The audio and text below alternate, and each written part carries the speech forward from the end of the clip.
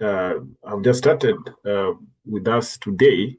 But then if you are not here yesterday, then you've missed quite a lot of things, but there's no problem. You will also receive the recordings and also the materials that the presentation that I used yesterday.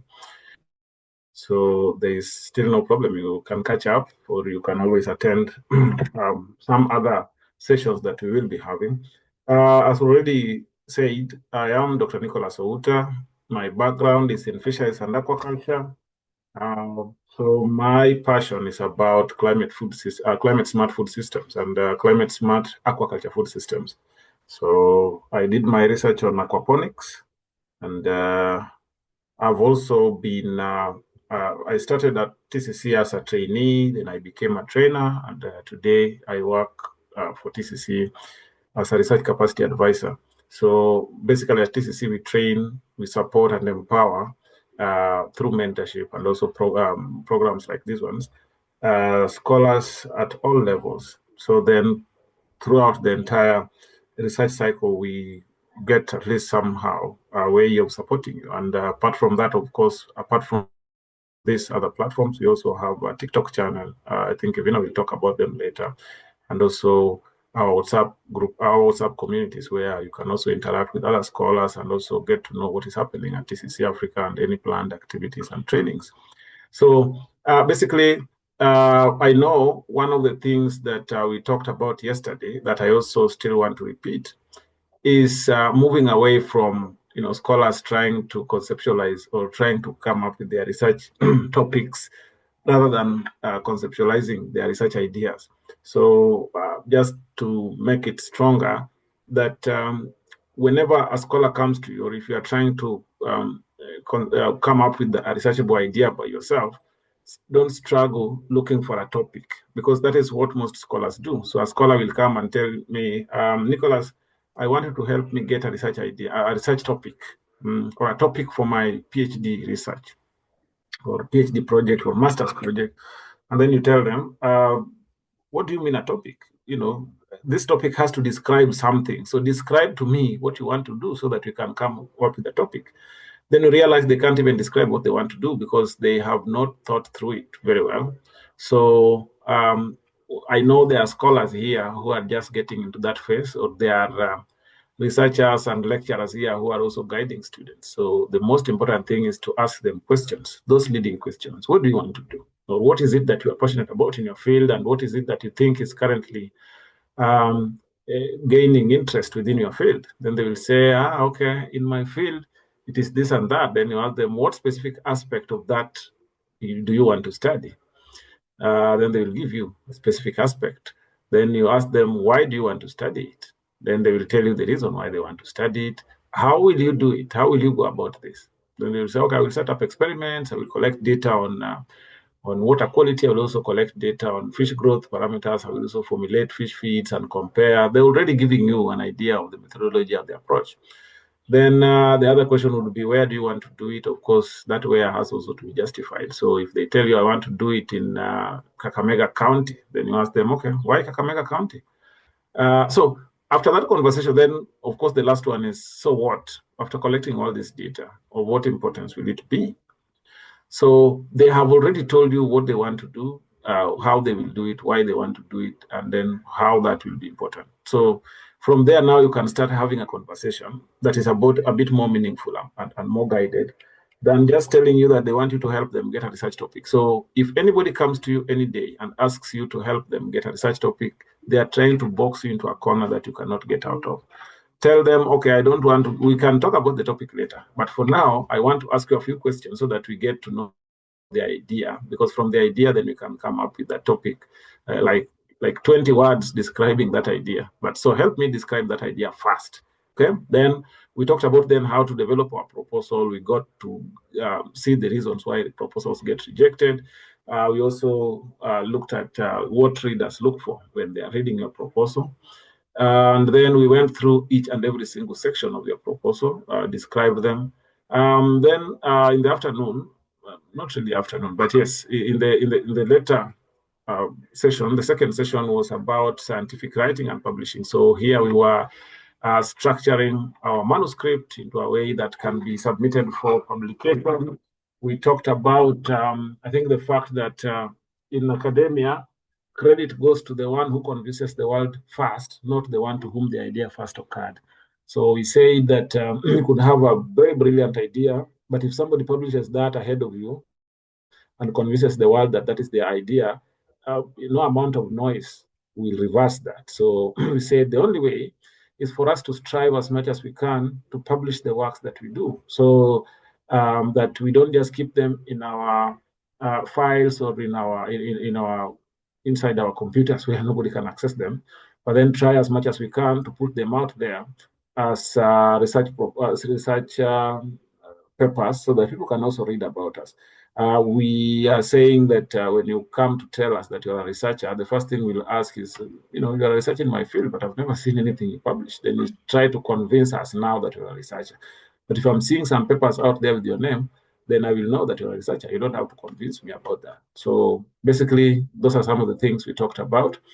Then the other thing that we talked about was, I'm trying to summarize so that we are on the same page before we get to today's session. Okay, the other thing was about predatory journals. I told you what to look out for if they're not doing peer review. Some of them will just be sending you emails that are not solicited. Some of them will be asking you for article processing charges that are not clearly displayed on their website. So they will tell you, send your paper. Once it is accepted, we will tell you how much to pay, those things. And you send a paper today, tomorrow you are told it is accepted, you just send money. So we'd say those could be some of the red flags. Then I showed you how to use journal finders for the different publishers. Then I also talked about directory of open access journals where you can also get potential journals to publish your paper. I also talked about AJOL, African Journals Online, which is also a database, a list that collates all credible journals that are being published out of Africa. So having said all those things, today we want to get into when people graduate, or at least when I graduated, I was given the power to read and write all that appertains to my degree. It means that for you to be able to write like you were writing yesterday, you must be able to read. Yeah, you must be able to read. So I think that is one of those very important things that we have to be aware that if we want to read, we must, if we want to write, we must read first. So then how do we read? We can only read if we are able to access papers or these resources. Sometimes it's difficult for us to read if we cannot access them. How do you read what you can't access? So I want to show you one database that has over 168, I don't know, it could be more, million papers. And it has very good filters that can help you, in snowballing as you are doing literature search. And also it can also help you a lot with with the literature review because it provides high-level summaries and then leads you to where these papers are published. Then I will also showcase a tool that you can use to summarize papers and synthesize and get only the most important information that you need. And then I'll also show you a writing tool that does not generate text like other platforms where you key in a prompt and then it generates just text. You don't know where that text has come from. This is one that puts you in the writing. So it generates and allows you to read through and edit, and then you move to the next text. You read through, edit, or try again if it does not generate whatever you want. So those are the three solutions. Then after that, our second session will focus on research and researcher visibility. Having published, how will people know where your work is? How will people measure your strength as a researcher? How will people find you so that they can collaborate with you, so that they can give you consultancy work? Where do you have to be? On what platforms do you have to be to make your work and research more visible? So that is basically my work is cut out today. That's what I want to submit. But then also yesterday, there's something I saw that so many people were still doing their references manually. And I think that is quite disturbing for me. So if I find it within my heart to, if you talk to me nicely, so to speak, then I can also show you how to use Mendeley, which is one of the best reference managers around. Just as a cherry on the cake that I want to serve today. Let me just check something here before I start the presentation. Okay. Now that someone has talked to me, no one has talked to me nicely. Anyway, I'm just looking for something here. Yeah, I really, sometimes we don't allow people to join trainings using their AI tools, because then AI is, it's very tricky these days. We don't know what kind of information we are picking, but we are using it maybe for our summaries, but sometimes it can be tricky. So, okay. So, I want to start by showing you the reference manager, so that when we go to get where literature is, then we know how to organize and use that literature. So if you have been using a reference manager like Mendeley and you have been struggling with certain things, stick around. I'll spend like some 10 minutes just showing you how to go around the Mendeley reference manager. Now, there is the Mendeley, the online version, because Elsevier bought Mendeley. And now they have the online version that you can only use when you connect with the internet. But I want to show you how you can download the offline version, because that is the easiest one and the best one to use. That one does not have a lot of issues. The online one has a lot of issues, and those who try using it always complain to me, Nicholas, it's difficult, but then it should not be difficult. So first of all, I'm posting on our chat the link that you can use to download the offline version, because that is the one I want to show you. I know how to use the online version, but the offline version is the easiest for somebody who is just starting out. So I have pasted it there, but then I want to go ahead and show you which specific one to download. I'll just share my screen now. Let me just share my screen here, so that you don't download the wrong one and then you start having issues. Okay, here it is. So this is the one that I want you, the link that I have shared there, I've just posted a link there. On that link, you will be able to, when you click on it, it will bring you here. Then I want you to select this one. If you're not observing, I don't know. But then this is the one that will download the offline version. If you download any of these ones down here, they are going to take you directly to the online version that you can only use when connected to the internet. I want you to download this first one here and install it to your computer. I'm not going to wait for that, but then you will now, we will work with it based on the demonstration I'm going to give. But mine was just to guide you that you download this first one, recommended for your system. This is the one I want you to download, this one. And then once you download, install it, then Mendeley will ask you to create an account online, an online account. The easiest way is you download this, install, and then when you run it, it will ask you to log in or register. So click on register so that you can create an online Mendeley library. The good thing with that is, even if you lose your computer and you buy another computer and download Mendeley, your online files and your online library is intact. So you just download your papers again. Having shown you how to download and what to download, I will now go to Mendeley. So after you download Mendeley, this is what you are going to see. I'm just going to show you here. After you download that Mendeley that I have shown you, and I wanted to pay attention because there are several things that will make Mendeley unusable to you, and you will say that maybe it's not working. So after downloading Mendeley, the first thing I want you to do after downloading Mendeley for the first time, the first thing I want you to do is, I don't know why it's talking about asking me to do all those things. The first thing I want you to do after downloading Mendeley is click on Tools. When you have the new Mendeley that you have just installed, the first thing you do, are you seeing my Mendeley screen? Somebody say yes. Yes. Yes. Yes. Yes. So when you open Mendeley, when you just open it, when you just download it and open it and run it, of course, it will ask you to sign in. So you will sign in. If you don't have an account, you will register. It's free. Just register and create an account online so that you can come back to the offline version and log in there once. And then you click stay signed in so that you just log in once. Now, once you log in, this is what you are going to see. But of course, mine has papers. Yours will not have papers if you don't have any papers. Anyway, so the first thing, and pay attention here so that Mendeley will be usable. That's why I'm raising my voice. The first thing that you need to do once you download a new Mendeley is click on Tools and then install MS Word plugin. This is what is going to link Mendeley to your Word. Otherwise, there are people who download and then they tell me, no, but I cannot see the Mendeley window on my Word document because you didn't link them. So the first thing after downloading Mendeley, click on Tools, then install MS Word plugin. I repeat that for the last time.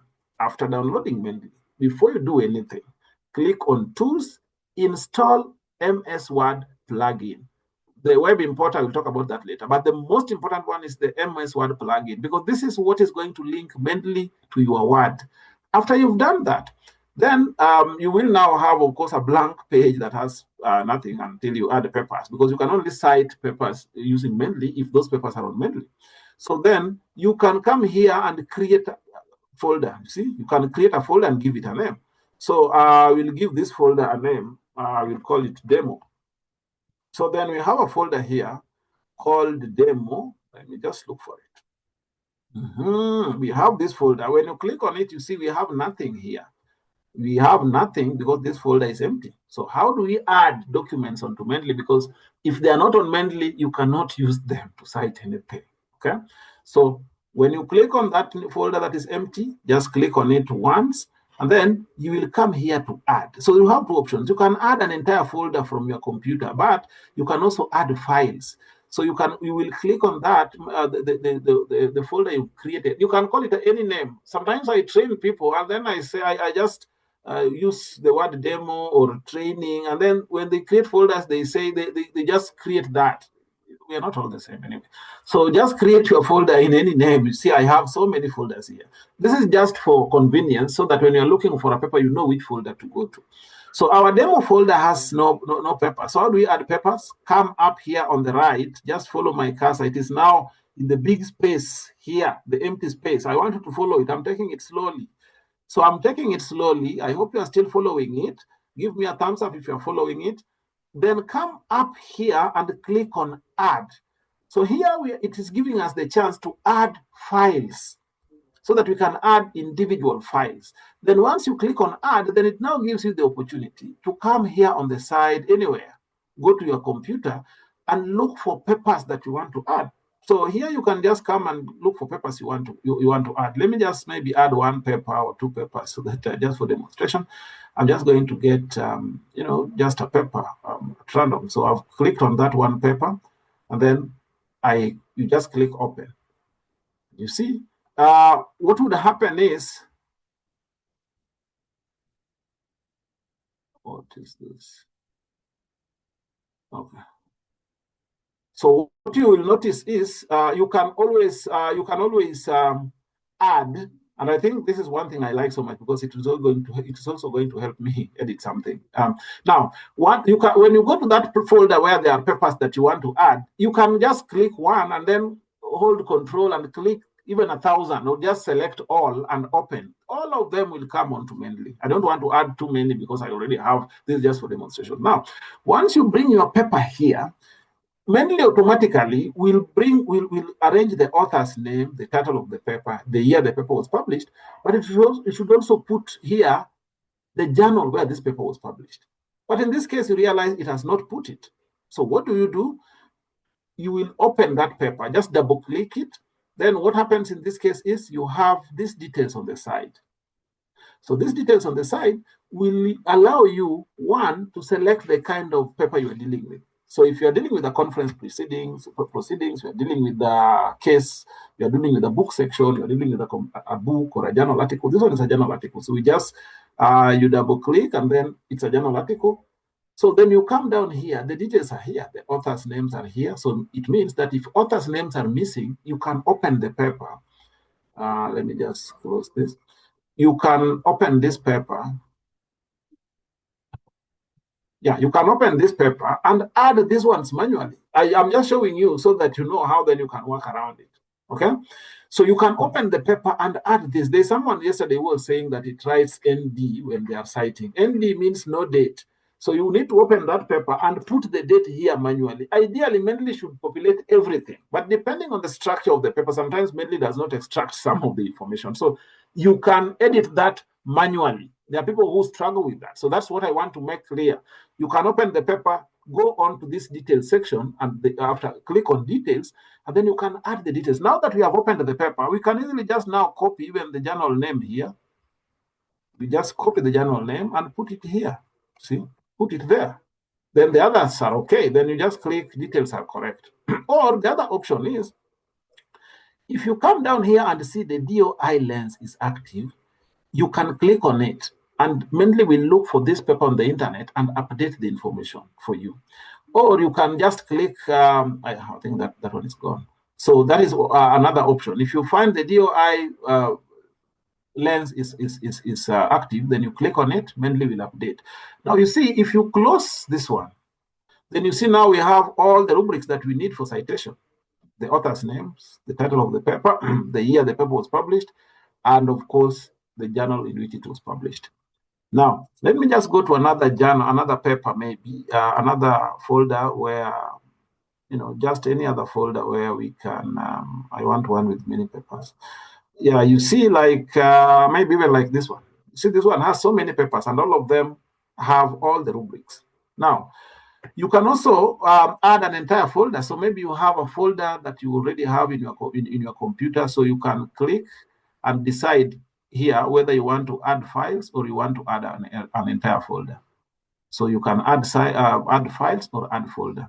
Now you can always, when you click on sync, then it means that if you add anything here, it will be synced so that it goes to your online internet, your online library. Now that you have this, how then do we use it for citing? Because that is the most important thing. Otherwise, all these things we are saying it's not very important if it's not helping us with citation. So I want to demonstrate to you how you can use now Mendeley when you want to cite, and I will stop sharing this screen. And because I am going to demonstrate it from my end, I want you to take a pen and a paper, because there's something you will write. It will come, but it will be laid on my screen, so you will not see it on your side. So I will tell you what it is so that you can write it down. I hope I am clear. I'm giving you 2 minutes to get a pen and paper.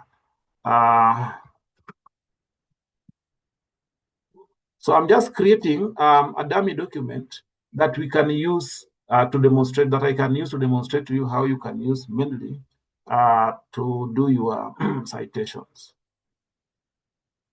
Okay. Give me a thumbs up if you are following. If you are lost, wait for 1 minute and then we will. But then this is some. That's why I'm trying to be as slow as possible so that we don't get lost. Okay. I'm seeing people are following. Anyhow, this one is our blank document that we are now writing. So you are writing your document. You are writing like that. Don't read it. Just write it. Then when you want to cite anything, any paper that you have already uploaded onto Mendeley, because if it is not on Mendeley, you cannot cite using Mendeley if that paper is not on Mendeley. First things first. Now, you want to cite. Now you say, okay, there's a paper. I've gotten this information from a paper. It's on Mendeley. I want to cite. Put space. Then I hope you are seeing my cursor is still on the document. I want you to follow it. Put space. Then go to references up here. I hope you are seeing references. Click on references. And because you had linked Word to Mendeley through the MS Word plugin, you are going to see this section, this part. There are two lines. I want you to see this line. I hope you are following my cursor. I'm putting it on the document so that you can track it. Put it, just you are seeing this line here and this line. Mendeley, this is the space for Mendeley, this one. Between these two lines. So you are going to work within the confines of those of these two lines, because sometimes you find this on the side. This is inbuilt in Word. I know how to use it, but then some people struggle with it. So you find someone has gone all the way and they are trying this side and they're saying Mendeley is not working. This is the Mendeley window. So I'll go back. You are writing, you want to cite, put space, go to references, click on insert citation. Then there's a dialog box that comes. It is laid on my screen, so you cannot see it on your screen. So it's written, my library, go to Mendeley, and OK. What I want you to click on is click on go to Mendeley. Let me try to share this differently. Let me share an entire screen. I think that can help. Let me just try it out. If it works, then it will be easier for me to, to do the explanation.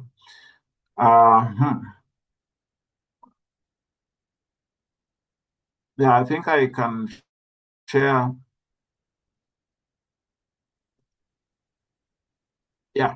So as you type, put space, go to references, click insert citations. What are you seeing on my screen? Maybe if somebody can tell me so that I know. Are you seeing any dialog box, a tiny box on my screen, or you are not seeing it? If you're not seeing it, then I will have to explain what it looks like. My library, go to. Yes, exactly. That's what I wanted you to see. So when you click on references and then you click insert citation, that is the box it is going to bring you. You have options. If you know the author or the title of the paper, you can type it here and it will just come. So let's say, so it will come and then you can click on it. But if you don't know, then just click go to Mendeley. Then it is going to open the entire Mendeley library for you. Then you can now scroll by the folders here and just know where the paper is. Or if you have seen the paper, then just click on that paper and then click cite. Follow my cursor, click on the paper, then click on this cite, and then Mendeley is going to cite for you that paper automatically. No one is even clapping. No one is clapping. Anyway, so then you keep writing. You want to cite again. Now, we want to cite 3 papers at once. Okay? Put the space, go to references, insert citations, go to Mendeley, click the first paper that you want to cite, hold Control, click the second paper, click the third paper, then click Cite. See, it has cited all those papers for us. Now, after citing, then you are going to create references. So the list of references. How do you do that? You will write your references there, then enter. So under that, you just go back to our Mendeley space and click insert bibliography, and you see Mendeley has done that for you automatically. Okay, now I want us to now cite again. The good thing is, once you do that, now anytime you cite, Mendeley will automatically grow your reference list and arrange it. You don't need to do anything. You just put space, go to references, insert citation. I want us to cite maybe some different papers. I want us to cite that paper. I will hold Control, cite that, cite that, cite that, cite that, cite that, and then I click Cite, and then you will see that it has cited all the papers that I have selected, and you see it has added them automatically and arranged them alphabetically for me. Very nice, very nice. So you don't have to worry about coming back or, So all the references. So anytime now you are writing and citing using Mendeley will automatically grow your reference list, You don't need to do anything. Now, let's say whatever we are using right now is APA format, but then you are publishing with a journal that is asking you to use a different format. APA 7th edition is which one? Yeah, this is APA 7th edition. See, it does that. It changes that automatically for you. But then let's say the journal you are publishing with tells you to use a different one. So let's say maybe Chicago Manual or whatever, like it wants you to use a different one. You just come and click, and it will. You see now what it does. This is a different one. You remember when you are doing Chicago Manual, and especially this is common mostly when you are writing this reports, donor-funded reports, or sometimes in social sciences, you use this kind of referencing. So you'll just come here and change. Automatically, it will change it for you. It will just change it for you here under style. So whichever, if they tell you to use nature, they tell you to use whatever, automatically it will change it for you. It will change it. Pardon, Dr. I just joined. I was having some issues. So how do I even get the app? Let me just, I'm so sorry. That's going to be a long one because then I have to take everyone back to where we started. That is going to be too long. Okay. It's okay. No problem. Anyway, what I have done is I have, of course, this recording will be shared, so it's easier for you also to follow through the recording.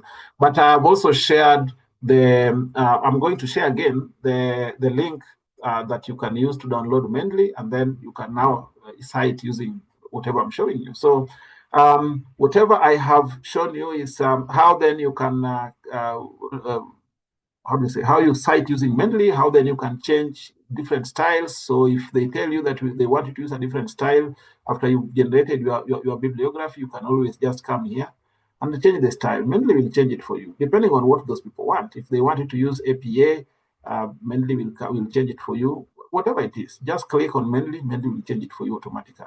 Now, I think that is really what I wanted to show you, but I will go back here and I'll just stop sharing. I'll go back and again share the link that you can use to download the offline version of Mendeley. I think it's still active there. So you can, someone is saying, you're a bit late, the recording should be shared, yes. Isolated. I don't know what that means. I can't hear anything. Anyone else with the same problem? No, maybe it could be, yeah. So the other thing is try to use it. I have used this since 2012. I was taught how to use this when I was doing my master's at UNESCO IHE, and I've tried using Zotero, I've tried using EndNote and all these others, but So I said, once you download Mendeley, the first thing is click on Tools and then install MS Word plugin. It will not install if you have any Word document open. So you close all the Word documents and then you install MS Word plugin.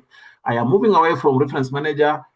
That was a simple demonstration. You go and work around it, find your way around it. Okay, when you open Mendeley, for the first time, the first thing you need to go to is that space written Tools. Then click on Tools, and then if you are not following, maybe you joined late, and then now it's difficult to start it all over again. You can follow through the discussion on the recording. Now, I want us to move now from reference management, because now that is one of the ways of making your work easier.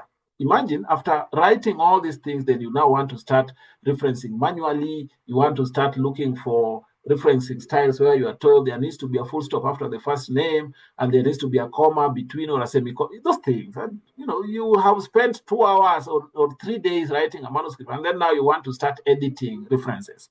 Makes no sense. But with the Mendeley now, you see, it tracks automatically, so you don't have to worry about referencing. Have I made your work a little easier? Yes or no? Okay, you can even say no, but there's no problem. Yes. It will not eject you from the Yes. Someone is saying yours is telling you to register. Of course, if you don't have an account, you have to register and create an account. It's a free account. If you followed through, that's what I started with. Now, once you register, then you will log in, and then So I am yet to make your life easier. That was just the first thing.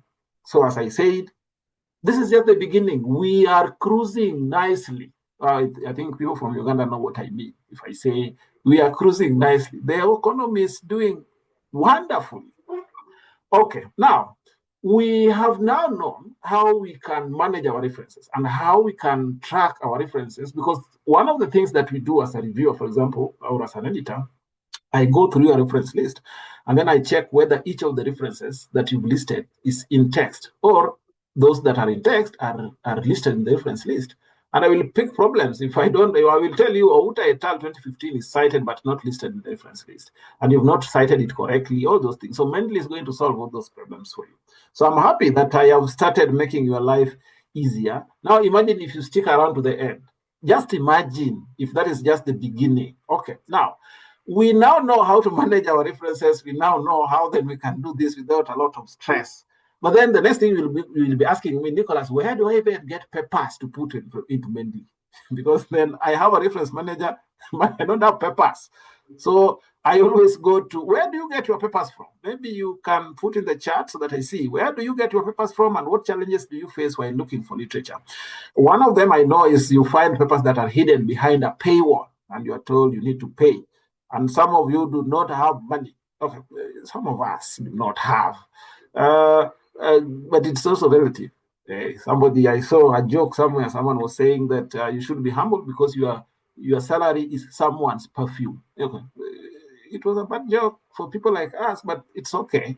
That's how life is. But anyway, so one of the challenges that you face, and even myself, sometimes you find a very nice paper, but it's hidden behind a paywall. So you can't access this pretty much. So you look at it and say, I wish I could access this paper. Now, there are several things I want to do for you to make your life maybe easier, but the first thing is I want you to go to your browser. Maybe not now, you can do it later, but then add something that is called Unpaywall. This guy, Lillian goes to Xavier Google Scholar, but I know you sometimes meet the same problem. So there is an add-on. I know how you can ask somebody if you don't know how to add these add-ons. An add-on is something that you add to your browser that will help you browse easily. Okay, so I just want to show you. I want you to go to your browser. I'm closing this.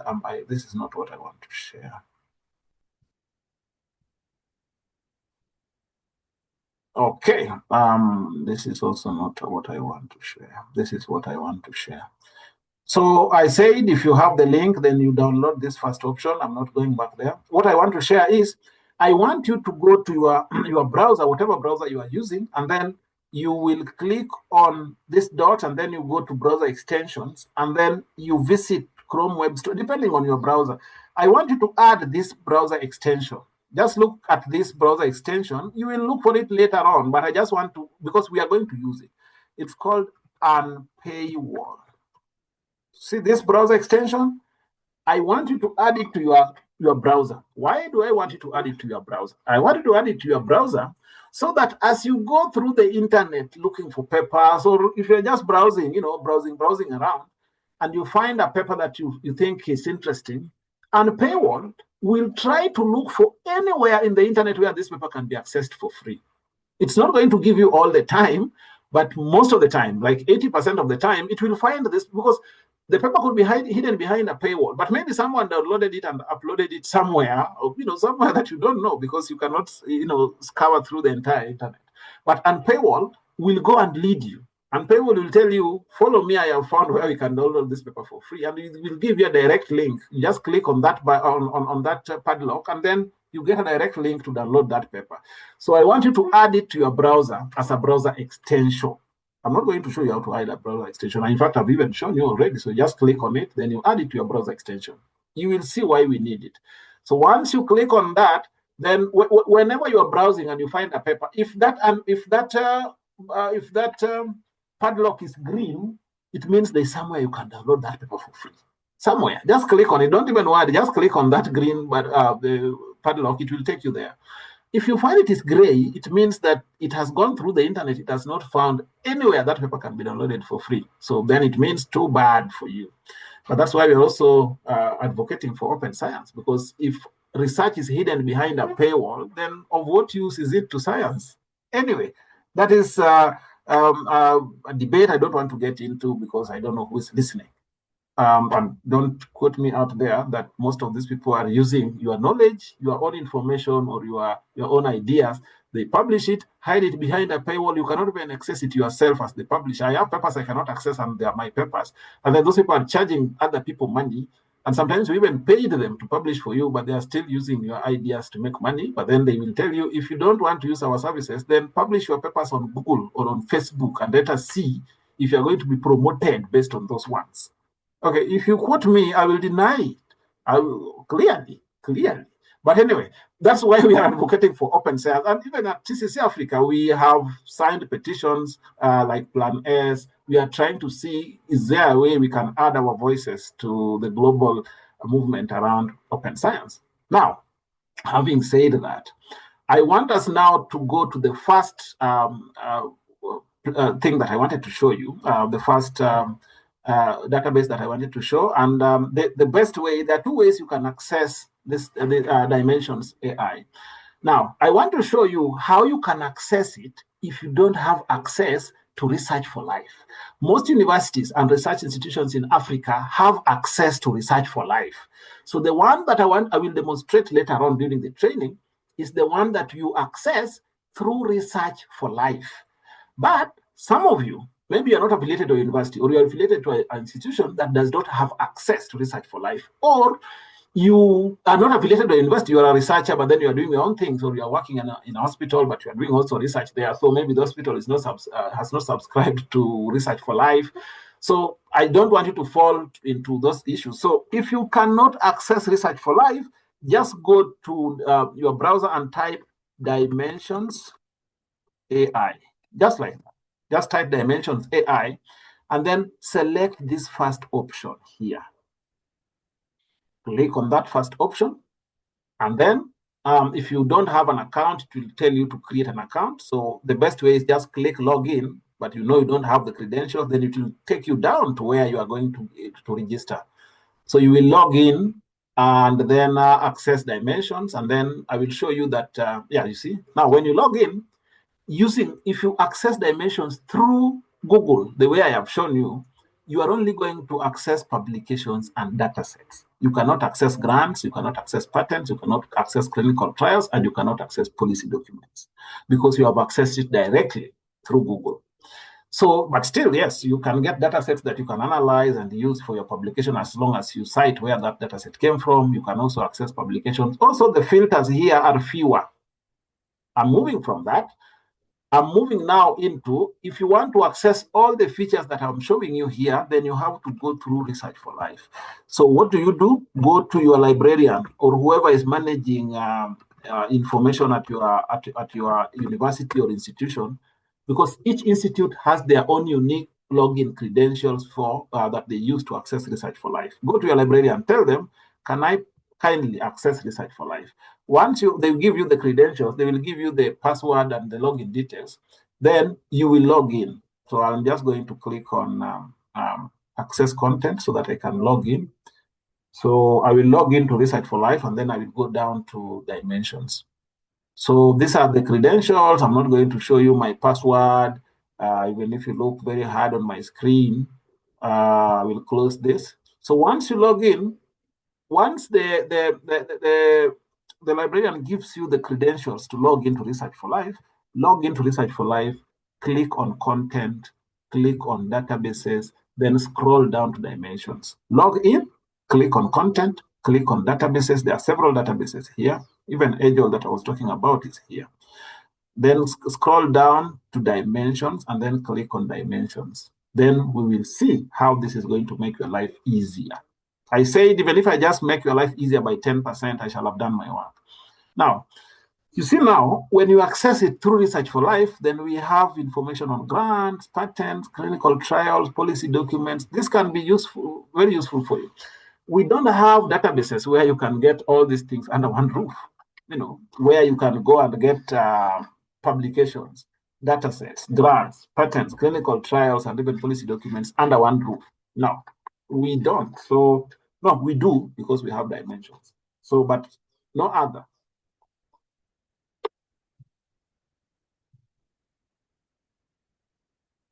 So once you come here now, you can see that the filters are more. So here we can filter by publication year.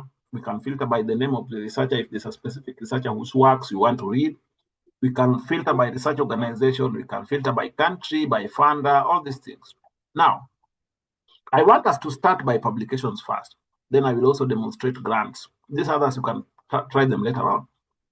Now, under publications, we Doctor, can you can filter. repeat again that point. Which one? Dimension, you know, I didn't get it, how to get it to where. The first thing I demonstrated is how you can access dimensions through Google directly. I hope you followed that. Yes, Doctor, that one I got it. Yeah. Then the second one I said, you can go to your librarian and ask them for login credentials that you can use to access Research for Life, right? Yes, yes.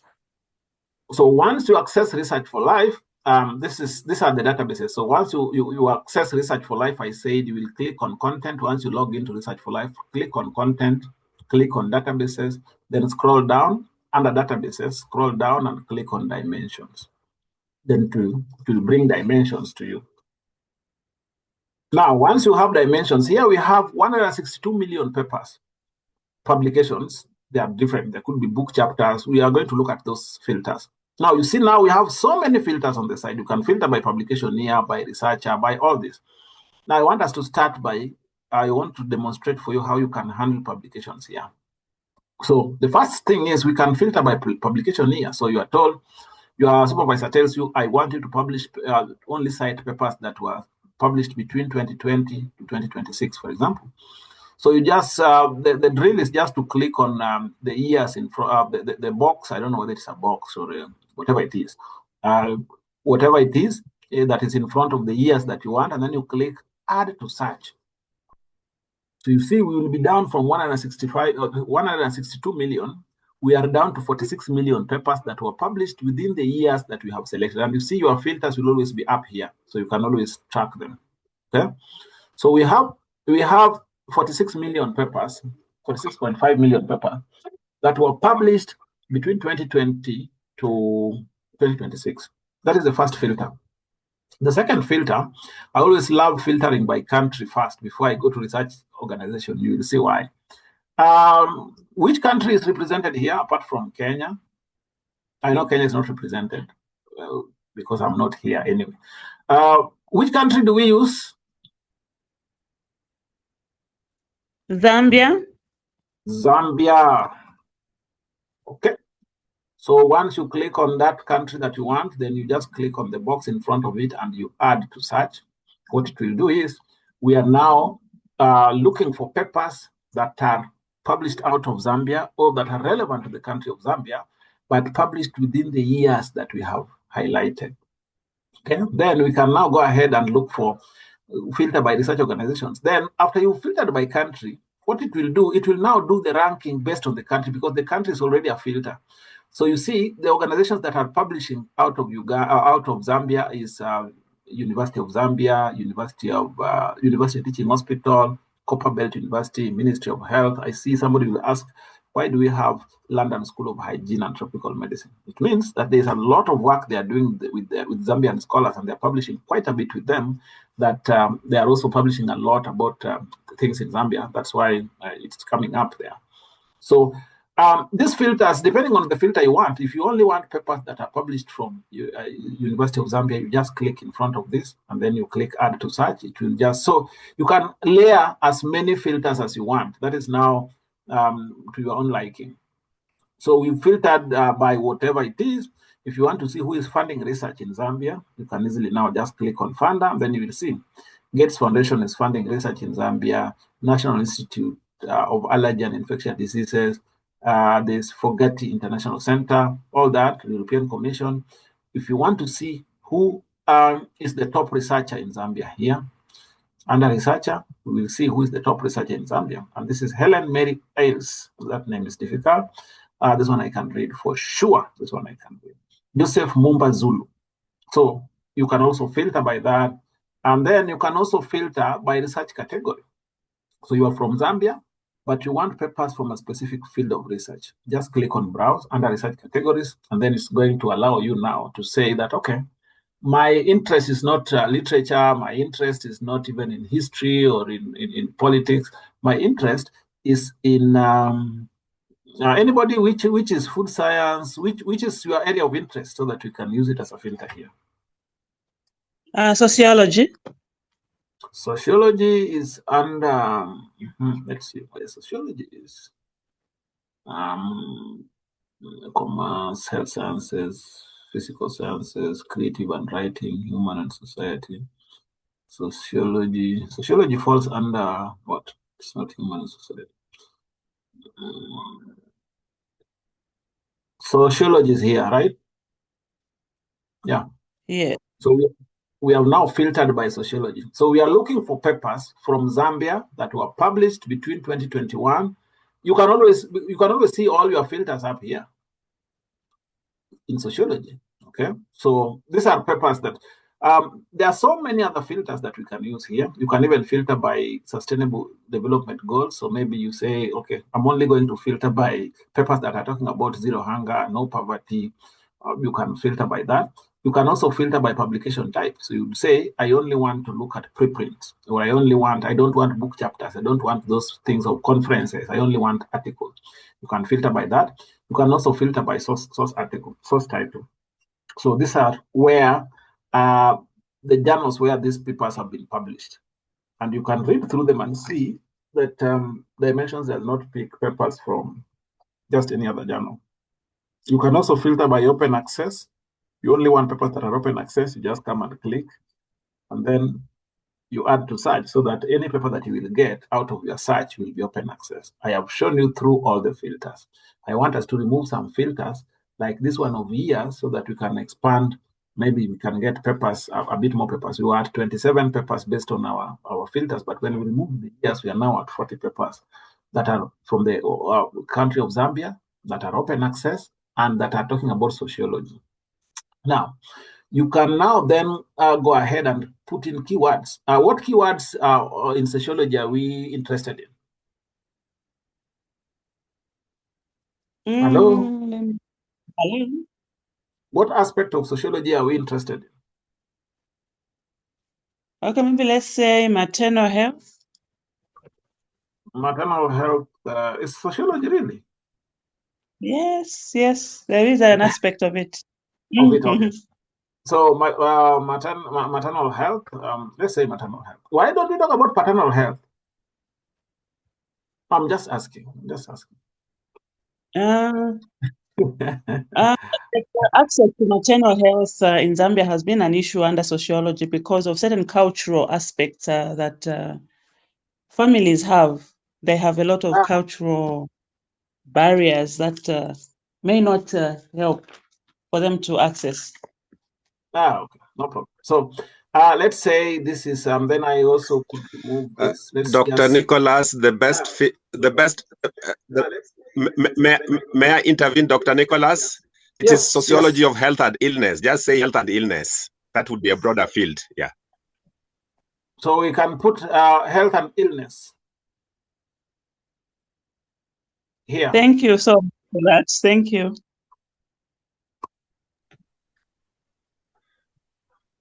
Health and illness. And illness. Illness. I think that's illness double L. I-double-N-E-S-A. I-double-L. That is okay. That's a subfield of sociology. Let's see what we have from Zambia that is talking about health and illness. And we have 7. We can use that for demonstration, no problem. So once you put that, then the best thing I always advise is go through it slowly by slowly until you get a paper that is very close to whatever you're interested in. Very close to whatever you're interested in. So I will remove Zambia for very obvious reasons so that we can also expand. Because for demonstration, I don't want you to get a paper because there's something I want to demonstrate, but then that paper should have citations or it should have been cited somewhere. So you see, we removed Zambia and we are now at 12,000 papers that are talking about sociology and health and illness.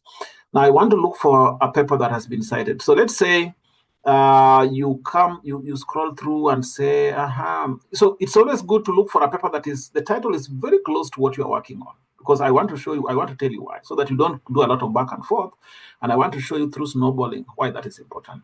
So let's say we talk about gut health, whatever direct consumer micro testing kits. one is complicated. You want simple things like the things in aquaculture where you just get fish and eat it.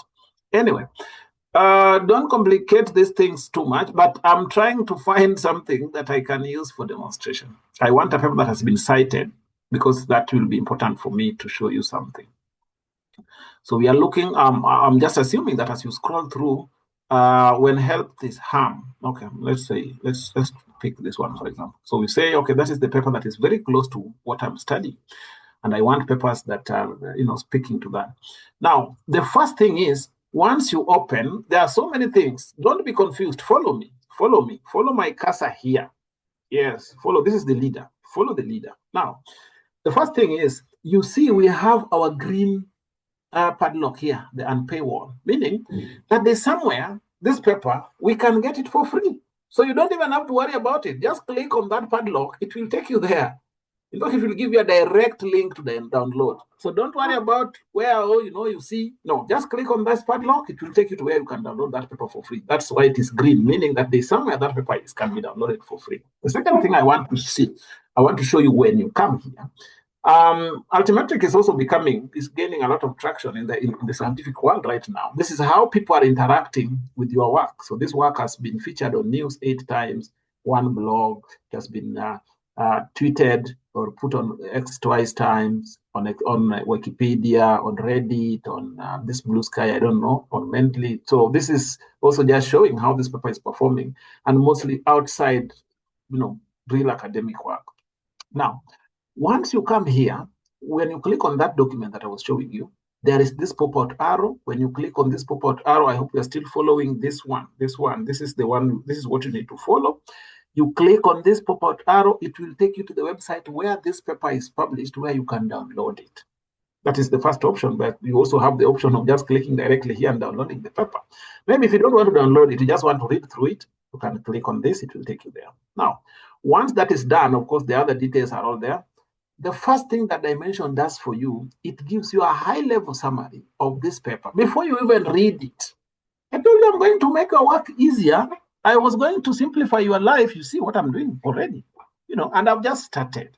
Now, you see, when you come here, when you click on this paper that you think is very relatable, very close to what it is that you're studying, you will find a high-level summary that Dimension does this to all the papers that you will click on.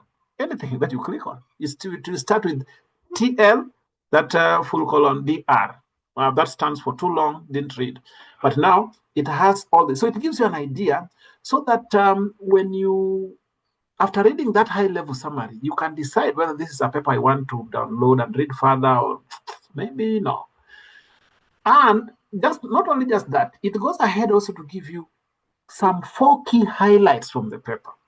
So that even if you don't, these ones are picked directly from the paper.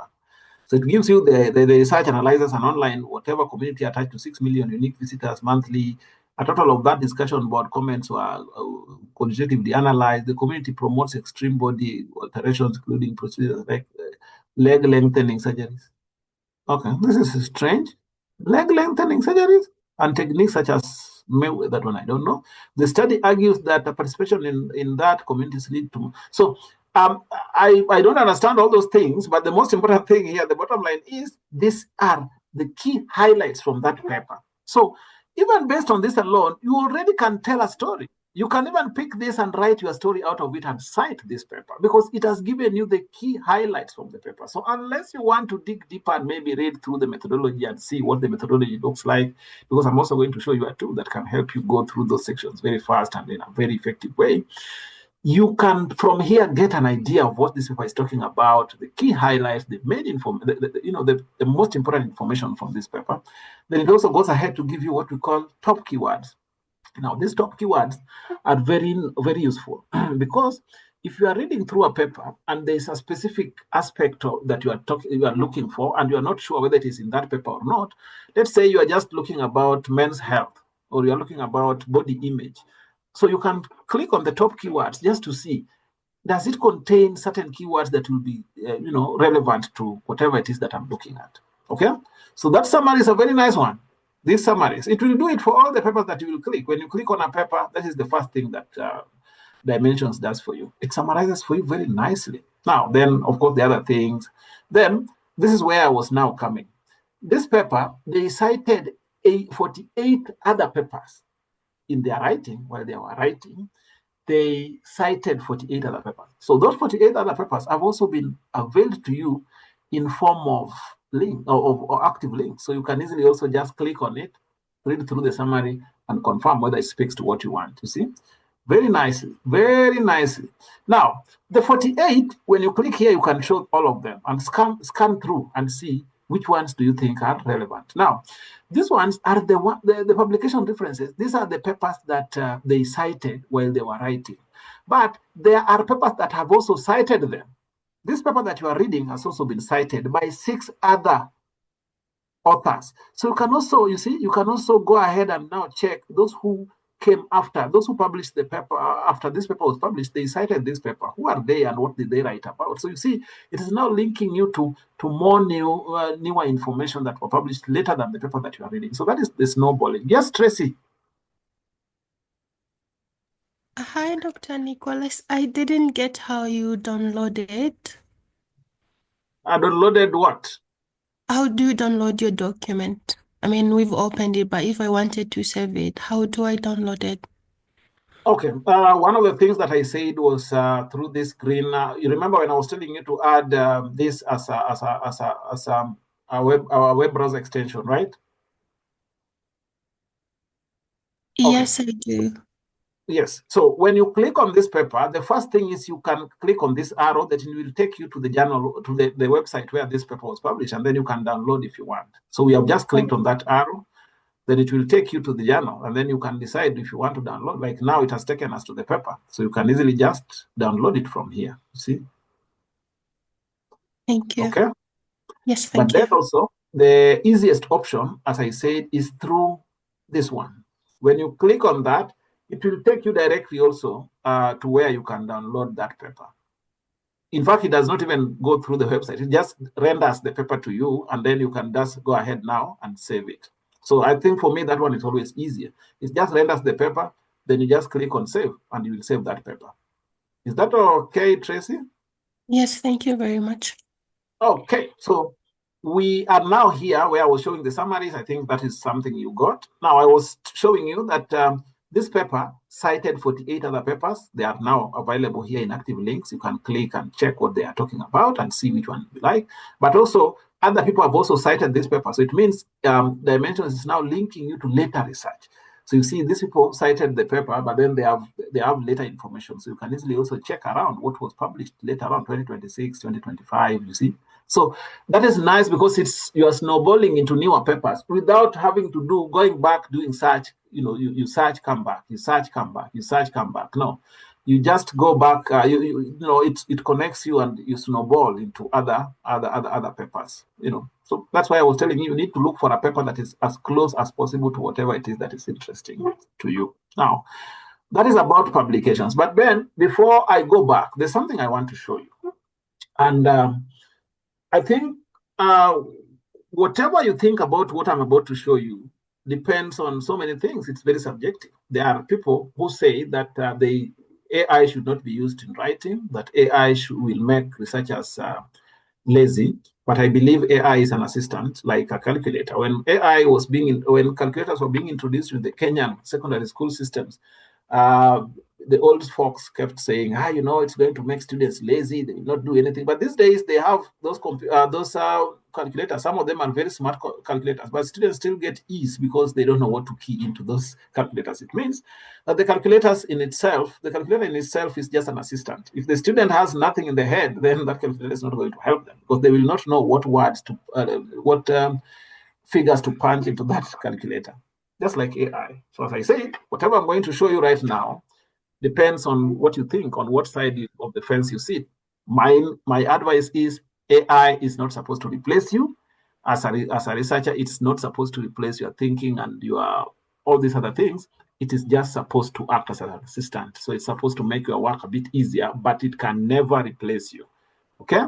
Now, having said that, because I don't want people to come out of this training and say, we were told by TCC Africa that we have to write using AI. What are you telling? You know, do you know more than TCC? You cannot dictate how I write. I will use AI. If you don't like it, that is up to you. I don't want somebody to misquote me because, of course, one, I will deny it, and secondly, I didn't say it. The most important thing is I want to show you, ours is to show you to this, because if you are a trainer here, if you are a lecturer, if you are a professor, the fact is we give students assignments and tell them never not to use AI, but we know very well they are going to use AI. Which student is going to sit down these days and type 20 pages? They are going to use AI. Some of them know even smarter tools than you do. So the most important thing is telling them that they can use AI ethically, but also which tools can they use to do what kind of job so that they do something that is legit. I say it again. I want to. There's somebody. There's a movie I was watching, and there's a lady whom someone was stalking. So this person was stalking this lady, and the lady got so desperate. So she went to the police and told the police that this guy has been stalking me for months now. I can't breathe. I don't want him near me, but sometimes I find he has broken into my house. He's just there listening to music or watching telly. He follows me everywhere. The policeman took this lady out on a coffee date, and he told the lady a story. Told the lady that in these things of guns, I don't know how they are called, there's what we call beanbag rounds. So beanbag rounds are always, referred to as warning shots. So she told this lady of a story of a friend of his who was being stalked, and he took 5 beanbag rounds. And then after the beanbag rounds, those were the ones that would come out of the bullet of the gun first. And then there were live rounds after the beanbag rounds. So he was telling the lady that my friend shot this guy 4 times using these beanbag rounds, and then shot him twice using the live rounds and killed him. And then he told the lady that I'm telling you a story, but whatever you do with that story after this coffee is none of my business. Mine is to tell you the story. So that is exactly what I'm doing. Mine is to show you these tools. Whatever you do with it depends on what you think is right as a scholar, and also what the university or organization you work with permits. I work with scholars from other parts of the world, I will not mention those universities, who are allowed to use AI to write their work as long as they declare to what extent they used AI in their work. I work also with scholars who are told never touch anything AI when writing in our university or in our institution. So institutions are different. So work within the confines of your institution. Enough of that preaching. I want to show you how you can, because one of the things that many people say is that ChatGPT does what we call citation hallucination. So they give you citations, when you click on those links, then it ends nowhere. Or they give you citations that are just imagined. So it creates text, and based on that text that has been created out of nowhere, it hallucinates and gives you a citation that cannot be traced. So I want to help you solve that problem today by linking ChatGPT to Dimensions AI. And this is what you are going to do. Follow this. Don't lose this one. I hope you lock it. You are locked on this one. Okay, follow it. This is the leader. The cursor is the leader. Follow it. I want you to see these dots here. You hover, you don't even click. You just hover your cursor over those dots, and then there's 3 other dots on the right of that. Then click that one. Then you will see what is written, Dimensions Research GPT. Click on Dimensions Research GPT. It is going to open a window within ChatGPT, but this window is restricted to dimensions. It means that when you are now going to work to deal with ChatGPT within this window, it is only going to get information from dimensions, and any citation it gives you can be tracked back to dimensions, so that you can be sure that, okay, it's giving me legitimate things. I just want to give an example here.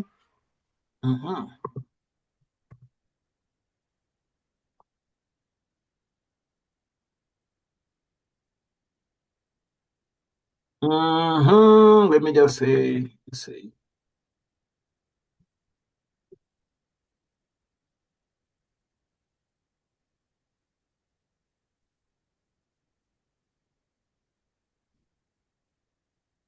So I'm just trying to. I'm trying to give it. I just want to show you how then this we can trace back. That is the idea. I'm just trying to find something.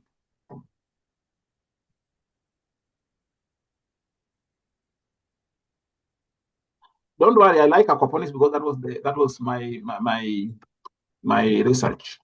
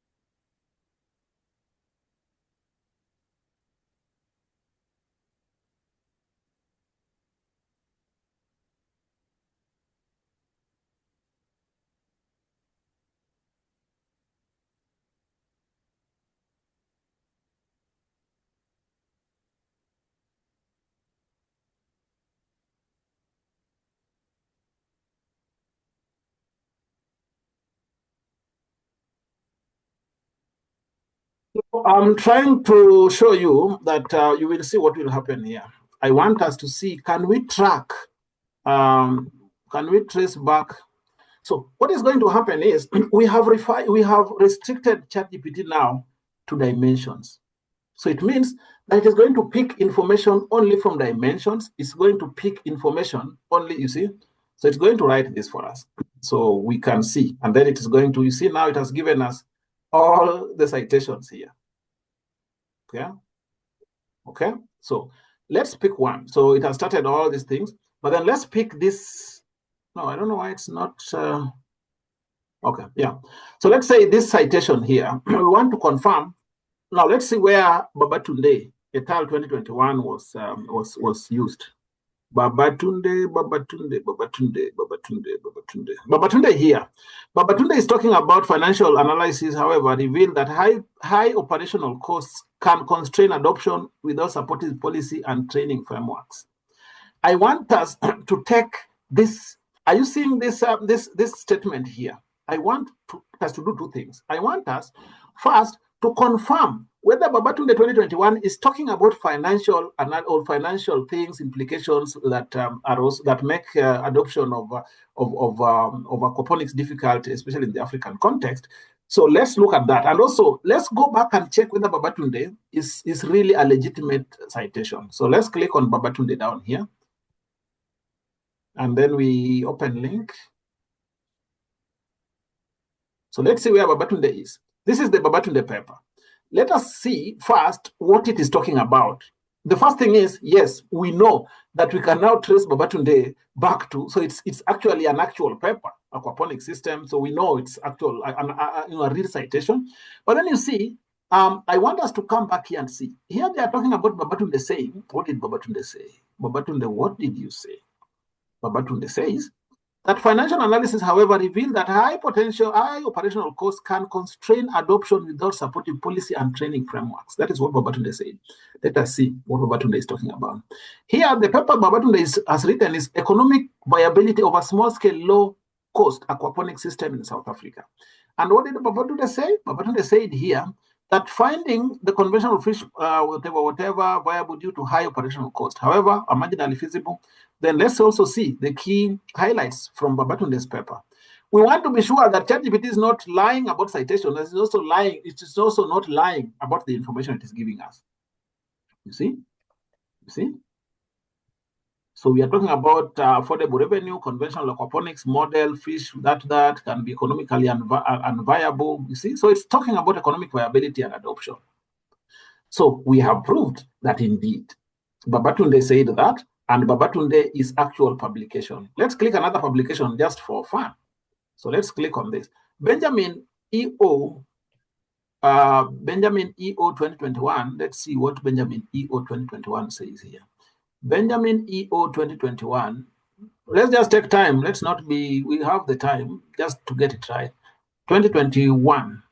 Let's see. Benjamin E.O. 2021 is talking about what? Benjamin E.O. 2021, this one. Benjamin E.O. 2021 is talking about pilot systems in Nigeria demonstrate competitive plant and fish growth compared with conventional farming, indicating a strong potential. So let us look at Benjamin E.O. 2021.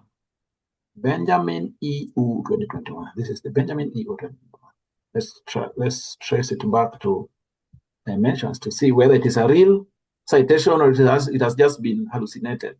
Suitable urban farming in sub-Saharan Africa, a review of a coupled single loop aquaponic system in Nigeria. And you see it is green here, so it means you can download it, but that is not. Now you see the research examines potential of coupled single aquaponic system. The study finds that aquaponics can improve food production and suggests that urban farming practitioners are likely to adopt technology supported by adequate financial knowledge and resources. We can look at the key highlights. I don't want to do all those things. Here, my work is done.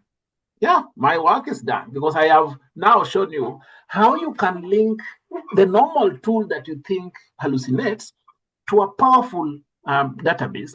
And now you can write with confidence, knowing that whatever information I'm getting, whatever citations I'm getting are legitimate, I can trace them back. Okay? Okay. I will close these ones. Again, as I said, mine is to show you what you do with them after the end of this. is within the confines of what your university or what your organization allows.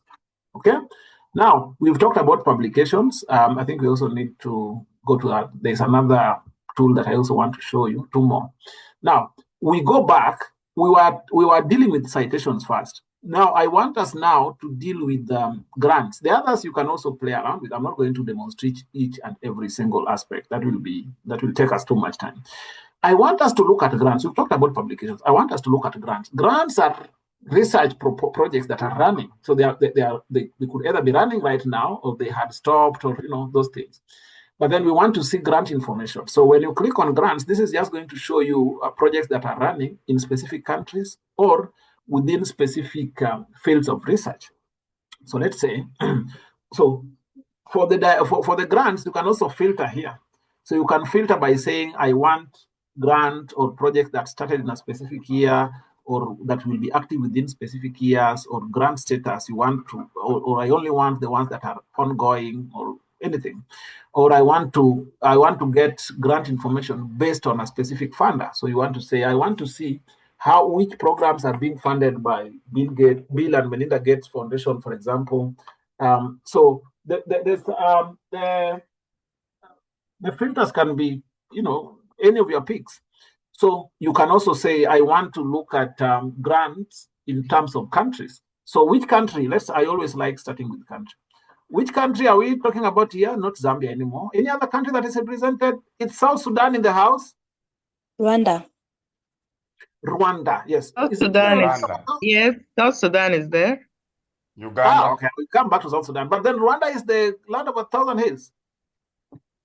Nigeria is here too. Okay. So the Rwandese, is it the land of 1,000 hills? yeah.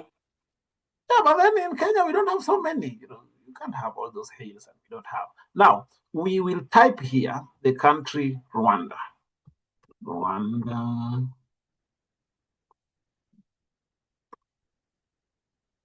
Okay. Yeah. So we just click on that dot, and then we see how many projects are currently running in the country of 1,000 hills. We have a project that we are starting in aquaculture, and we will be coming to Rwanda. I will be coming to teach in Rwanda as an exchange lecturer. That is a story for another day. But when I come, I will look for you. I don't know your name, but I'll look for you. Now, you see, we have just filtered by Rwanda, and we have 342 projects that are either running in Rwanda or have been done in Rwanda before. So we can now come back here and filter by year. So you could say, okay, I only want those that are currently running, or I want those that have ended, all those things. But I want us to come here and filter by research category. So the lady from Rwanda, we can filter by research category, or you can say, I only want projects that are talking about a specific SDG. So which SDG is interesting to you? The scholar from the land of 1,000 hills. Which state sustainable development goal is interesting to you? Let's say quality of education. Number 4. Number 4. Okay. Yeah. So we will click on that, and then we just come down here. After clicking on that, we will scroll down here and add to search. So it means that now we are looking for projects in Rwanda that are mostly talking about SDG number 4, which is quality education. So then we can now scroll through, you see. We can now scroll through to see which one is interesting to us. But then we can also go back and say we want only those that are that will be active. Let's check active here. So we want those that will be active between 2026 to 2028, because maybe the ones that have ended maybe not be so useful. But also there's something I want to tell you. Even if the ones that have ended can also give you an idea. Maybe you are writing a proposal and you want universities to partner with. You can check who has ever done a project that is close to that. They could have done it maybe in 2020 or 2018, but then they have dealt with that donor. They can tell you how to write for them, or you partner with them, and then you have. So I'm not saying that if projects have ended, then they are not useful. That is also useful information, because then it gives you an idea of whom you can partner with. So let's say we are looking at maybe this is the TVET. This could be let's say this is the interesting one. You just click on the one that you think is interesting, because then this can help you now if you want to reach out to partner It goes ahead and gives you one is the summary, the main summary. Then it also gives you the key highlights about that. But then also here, you can see all the organizations that are partnering. You see all the organizations here that are partnering. So from Rwanda, we have, I don't know, I'm not a French guy, so reading that is difficult. Then we have another institution in Zimbabwe. We have another institution in Zambia. We have another, in fact, two institutions in Zimbabwe, then two from Spain and another one from Italy. So the Rwandese, please write this for me. I can only read Don Bosco, Provincialette. Okay. So I think you get the gist. The gist is now you have who is partnering even within Rwanda or any other place. You can reach out to them and tell them, I know that you are running this project. I'm interested in it. You know, you can now, you are approaching them with information. And then you see now also the funding details are here. So who is funding it, the funding details, all that. So that is how you can use this platform for that. I will stop sharing, then I will show you the next tool. I think we've spent a lot of time on that. For me, it was just to demonstrate it as much as possible so that you can be able to. So the other two are very simple. Then we will stop, we'll get a break, and then we will come back now for the last part of the presentation. I have a question, please. Yes, please. Yes, you have shown us how we can cross-check the information from ChatGPT when linked to Dimension AI. So after commanding it, giving it instruction, generating the in-text citation and the list of references. So do you retain the list of references the way they come, or you need to maybe do a modification to them, or what happens next? Thank you. Yeah, a lot of things can happen next, and one of them is you can convert that entire list into a BibText and then upload that BibText into a reference manager, because then the reference manager will extract the information from that BibText so that you don't have just citations from ChatGPT, but then you have ones that you have now inserted directly from Mendeley. Okay. So that is the other part that you just go and try to find. So you can always instruct ChatGPT to convert all the references in the reference list into a BibText or into a RIS file.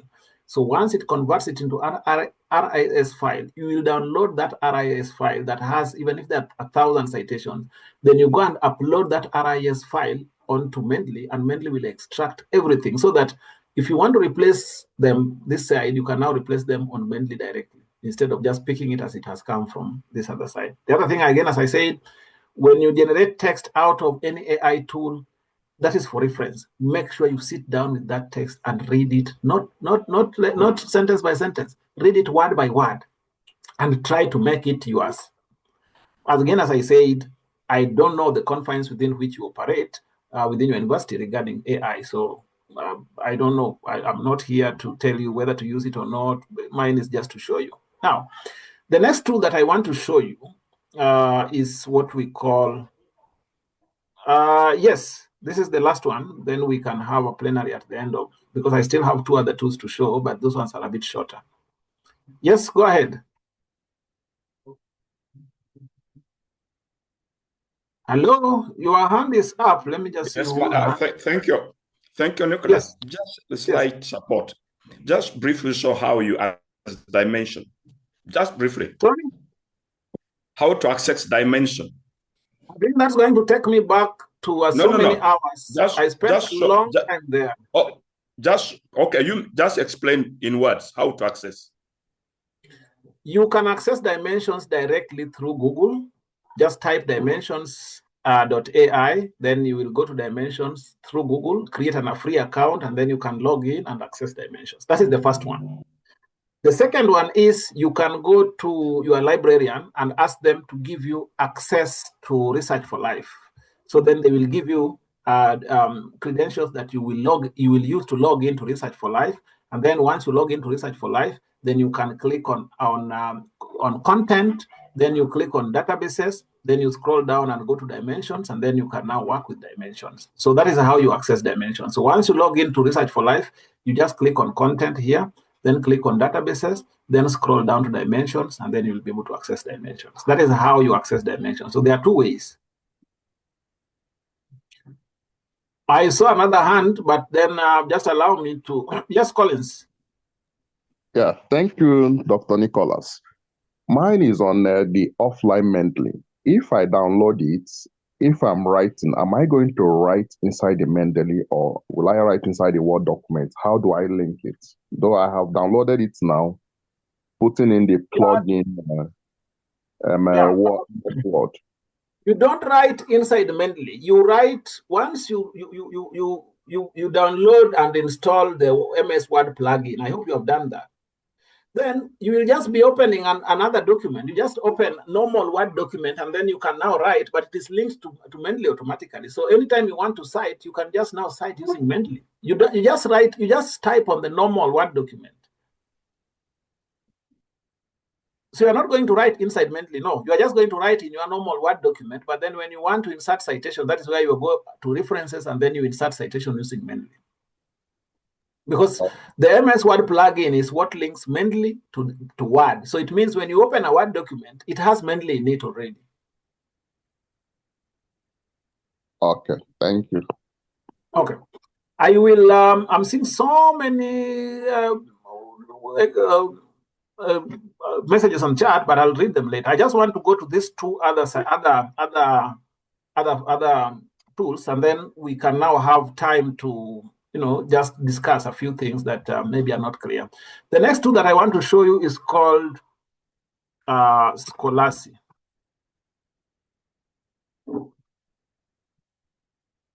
So I want you to just type the word Scholastic in your, I don't know why it's bringing so many things. So when you type on Scholastic, I want you to come to this one. Scholastic, this is the spelling. When you type Scholastic, just come to this option. Now, there's the premium version that expects you to pay around $5 per month so that you can summarize as many papers as you want. Even if you want to summarize 1,000 or 1,000,000 papers, there's no problem to that. But the one that I want to show you is the free version that still has those other features, but can allow you to summarize 3 papers per day for free. So you can choose if you want to go and pay, that's up to you. But if you think that, okay, I can just be doing 3 papers every 24 hours, that's still fine. So that's the one I want to demonstrate to you. So once you come to Scholastic, just come to this article summarizer here. Then click on that article summarizer. It allows you to try for free without any commitment. You don't need to pay anything. You just try for free. This allows you to summarize 3 papers per day. I'll just show you how then powerful it is that it helps you summarize papers.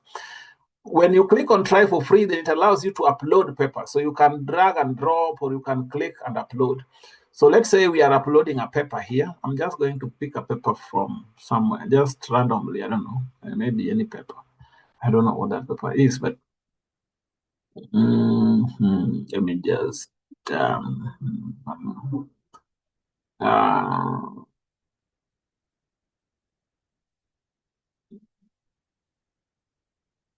okay. I'm looking for a paper from my downloads. I want to at least bring one that will give us. Yeah, okay, I've just picked one at random. I don't know. So you just upload a paper, and it allows you to. The free version that I'm now using to show you can allow you to do 3 papers per day. So it might make me much, but it's something. It's better than having nothing to work with.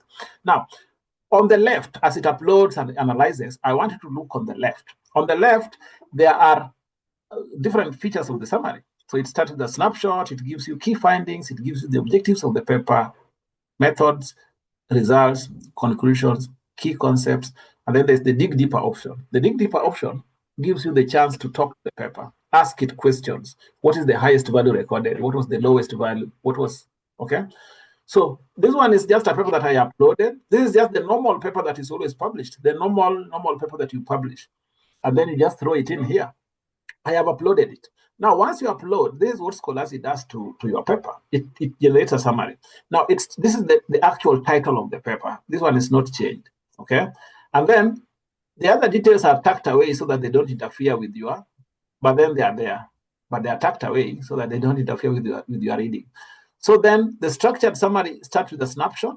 So the snapshot gives you just a snapshot, a high-level summary without too much detail. It's a bit too general. So it starts by giving you a snapshot. of what is in the paper, what the paper is talking about, all that. So you see now from that snapshot, you already have an idea of what is in the paper.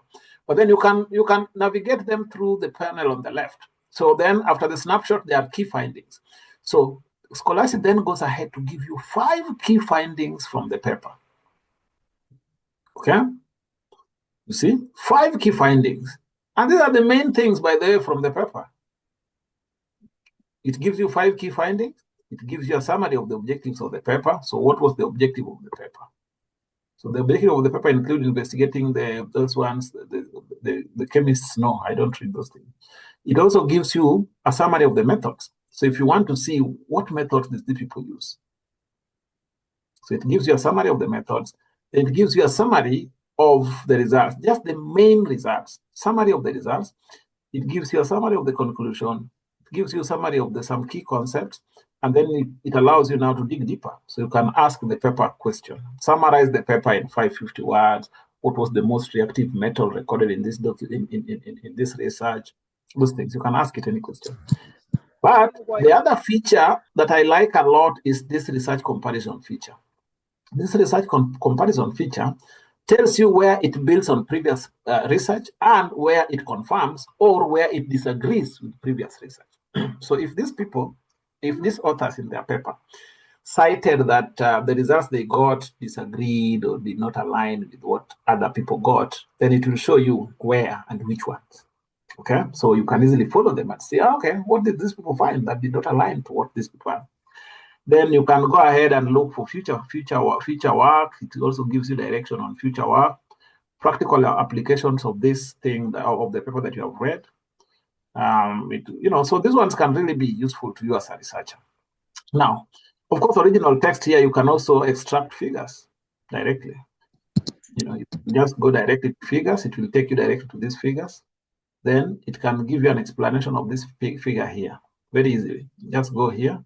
It can give you an explanation to this figure. Give you explanation to this figure. So that is another thing that you can do. But you see, you can enhance this summary depending on how detailed you want the summary to be. Okay, so I'll just go back to the beginning. I'll just go back here.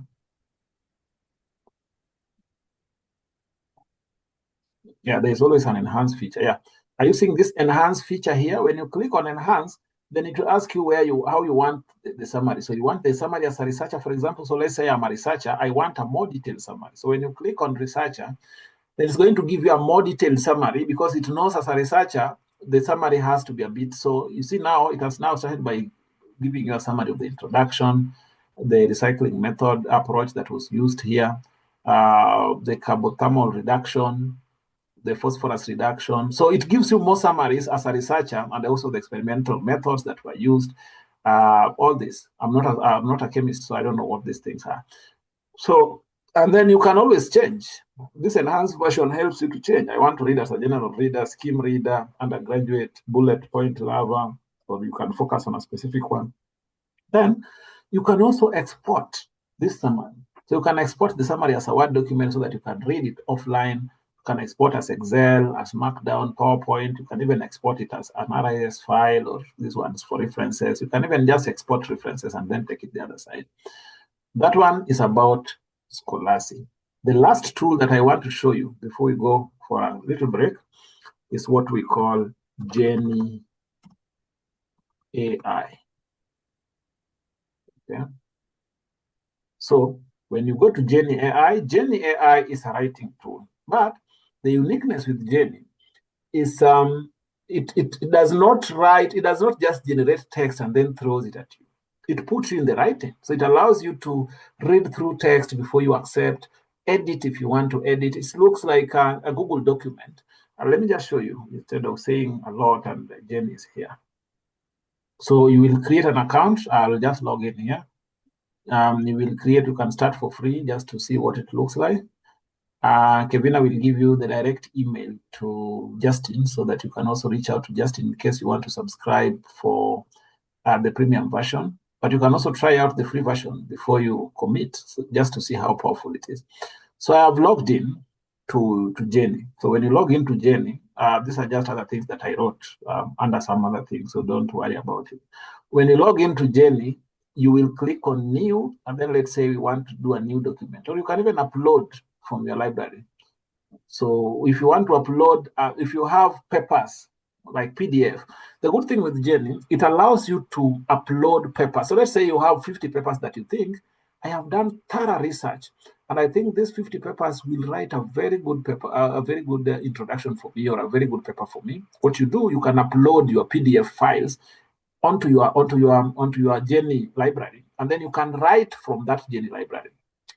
You can tell Jenny that I only want you to write, but all the citations must come from my library. Don't get them from elsewhere. Or if you have a BibTeX file or an RIS file, as I was talking to you about, you can always upload that BibTeX file onto Jenny, and Jenny will unpack it into all the rubrics that you need and all the details, and then you can now cite. Or if you have Mendeley, if you have anything on Mendeley, you can import from Mendeley or Zotero, depending on whatever you're using. So here I'm just showing you that you can upload documents onto Jenny, and then it will now get the references from whatever you have uploaded. Now, let's go. When we first come to Jenny, just click. Let's say we want to write a document. You can also import from Word. So if you have a Word document that you want to now keep writing on Jenny, you can import it. But you can just create a new document on Jenny, and you are going to get a blank document. So we have our blank document here.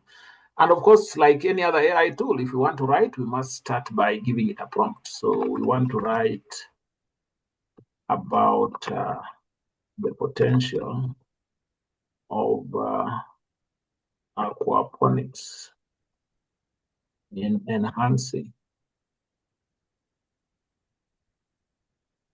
enhancing food security in Africa. Then you decide whether we want standard headings, or we want smart headings, or we don't want headings at all. So let's say, let's try standard headings. When you click on standard headings, and then we come down here, and let me just move something out of. When you click on next, then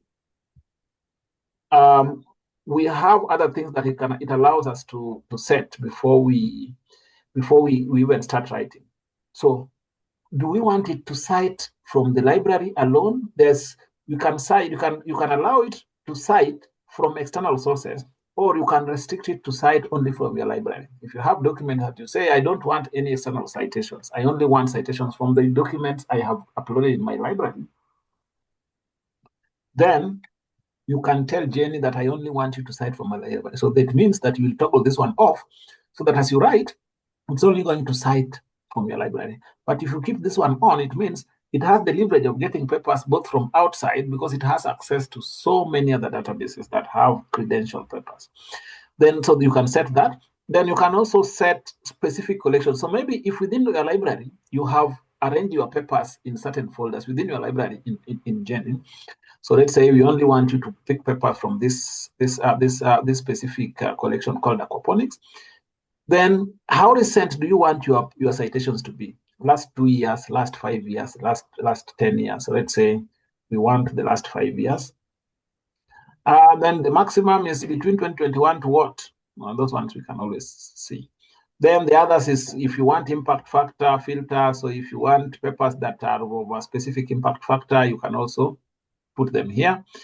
Then citation style, you can always choose the citation style that you want before you even start writing. So we choose the citation style. So we can also show page number in citation style. So we can choose several citation styles. There are over 2,600 citation styles here. So depending on what citation style we want, so we can leave it at APA. After setting that, then we can now start writing. So I want to show you why I was saying that Jenny is different from the other AI tools, because it puts you in the writing. You see what it has done? It has how do you say? It generates text, but allows you to accept or try again if you feel that the text that has been generated is not something you like. But if you accept, then it generates the next text. So what happens in this case is you can now go back and start even editing here. So you can edit as you write. it allows you to edit. So it puts you in the writing. So you can start, conceptualizing this thing even as you write. So it's not just going to generate text for you and then, okay? So you can always accept, or you can try again. Then it will generate another text. Then you can accept or look at it. So if you accept, then it goes ahead to write as long as you keep accepting. And then now you can, that is the introduction, you can write as much as you want, come to the literature review. It also helps you write as much as you want. The methods, these methods, it will not write for you, because then you are, let's say if you are publishing a paper, then you are the one who is going to put the methods here because you know the methods. You are the one who is going to put the results here because you have the results. You are the one who is going to put the discussion. It can help you the discussion, but the methods and results, those ones you have to put. But it can help you try to see the discussion based on the results that you shall have given, the introduction and also the methodology, and then it will help you write a conclusion. The other thing is, as it writes, it also goes ahead to generate references, and you can always export these references as RIS file, bibtext, all those. But also the good thing is you can also insert photos, pictures here, images. You can also insert tables. You can insert equations or math block and all these things. Okay, so that is how then you can use. But there's also the AI chat feature. So you can, when you click on, just follow this cursor here. When you click on AI chat, it means that it allows you. It opens up a window at the bottom right of your of the page where you are writing, where you are. Don't know what is happening. Okay, so it opens a window down here at the bottom right. So here you can ask now the AI what you want it to do. Okay, so you can tell it to rewrite the introduction based on these papers. So let's say there are specific papers that you want the introduction to focus on, to be based on. So then when you put the @ sign, then you can tag a specific paper. So let's say we have tagged that paper, tag another paper. Then when you allow it to write, it will now start, it will start writing based on the papers that you have tagged. So it will change, but it is now going to do it on the right. Okay. So then you can now take that, copy, paste, do whatever you want with it. You see, it's now analyzing the paper's relevance, synthesizing water strategy data, all that, and then now it's changing the introduction that we had written. Now it's writing an entire introduction, focusing on that, but also because we have allowed it to get some from the internet, it's also getting some from the internet. But the good thing with this is, let me just show you something. The good thing with this is we can confirm these citations, like even this one. Let me just give you an example of this. When you hover your cursor over here, you can open full text. You can also change the way the citation is done by clicking narrative here. It will change. Okay. You can change the way the citation is done. You can also edit, but then you can always open the full text here. If you click on that, it can allow you to open the full text, so that just to be sure that the citation is real and the information that has been cited is indeed contained in the paper that it purports to have reported, whatever information it is citing for us. So you see, it's now opening that document for us, and then we can be able to see what it looks like. So it is now rendering PDF. So that it's going, so that we also get to see, it gives you the areas. You see, it has highlighted the specific areas where the citation came from, what informed that citation. So that's important, because then now you can be sure that it has not just gotten public citations that we cannot trace back. So those are the features that I really just wanted to show. Those are the ones that have stood out for me very strongly here. Then, yeah, I will stop sharing at this point, so that I'm seeing so many messages. I don't know whether they are messages of saying they have understood, or it's messages open access. Kindly share the link to download Mendeley that has been shared. To send the Mendeley downloading link, sir, that has been shared. Pardon, I think I have pardoned you. Process for Unpaywall. I'm not going back there. Unpaywall is just Unpaywall is a browser extension. So just ask anybody to help you add a browser extension. Will UON give me credentials for Research for Life? I can't answer that. Just go to the library. The librarian will give you. Which process to get an account on Research for Life? The university will tell you. Someone cannot find the country filler. Yes, so if you access dimensions directly through Google, I say that it has limited filters. There are some filters that are not there. I joined late. Is there a link to what is being displayed? How do I add dimensions research? Send me the slides of the lessons that will be sent, including the recordings. Is there a WhatsApp group? Yes, you will be allowed to join a WhatsApp group. Even our TikTok channel that we also have a lot of information on this. Do you retain those references? I think I answered that, meaning we can use ChatGPT in writing. As I said again, Martha, I don't want to be misquoted because then I don't want it to go out there that the TCC was training you that you can write using ChatGPT your research work. As I said, ours is to show you what tools there are and how then you can link them to make them more useful, because so many people are using AI to write, but if you are using it and you are not sure whether you can trace back the citations or if it is just hallucinating, then that's not good. But then if your university allows you to use, don't say that we told you you have to use ChatGPT. If your university allows you, that's not a problem. As I said, mine is to tell you the story. What you do with that story at the end of the day, don't quote me because I will deny it. On dimensions, use dimensions GPT, thanks. I'm really learning a lot. Thanks for the training. Yes, Brian Wawire, I think this is nice. Somebody says quality stuff. Exactly. Please, how to access dimensions. I'm not going back there. You are AI and AI is yes, I think AI is my middle name. We do a lot of this, so we also have to know, because people come to us with all these problems. So you have to be seeing what these things are about, because you have to solve their problems. Making academic research much easier and doable, it always looks like an uphill task. I will do more practice and I refine my skills so that I can progress faster with my paper. Very nice. Very nice. Those are the things I want to see. Yesterday's recordings, those recordings will be shared. I wonder why the library has not educated the university community on Research for Life. Yeah, that is why universities need to work with TCC Africa. There are so many universities we have trained that work. We have trained their librarians and also their scholars. Does the first method of accessing dimensions give you access to grants? No. It's only data sets and papers. No, okay, I think someone has answered that already. The Mendeley I have downloaded is asking for my email as I fill in the password. Is rejected. Yeah, you need to register. You can't. I told you when you download the offline version, the first time you are going to try to log in, it will sign in. It will ask you to sign in, but you don't have an account. So you must go on. You must click on register. It's on the left of that panel that you are seeing on your screen. Click on register. It will allow you to. Yeah, I love this Scholastic and how it can give the comparisons. Scholastic for me.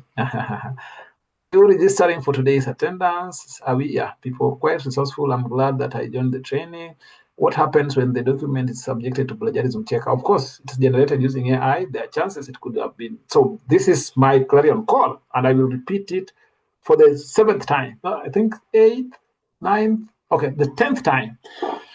When you generate any text from any AI tool, let no one lie to you that there are humanizers out there. They will tell you, okay, there is a tool here. You can come. It will humanize that AI content. That is okay. I almost used a very bad word, but that is a lie.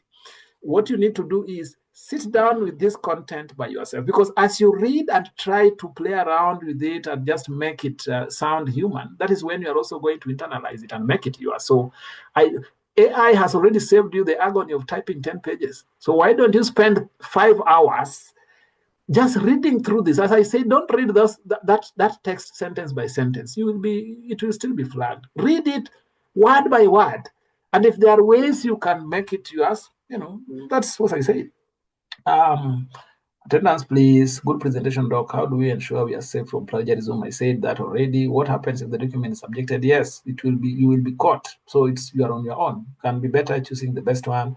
It's a meeting. Is there a certificate? Can you please send me the names of those tools? I didn't get all of the names. There is registration. The recording will be shared and the presentation, so you will still get it.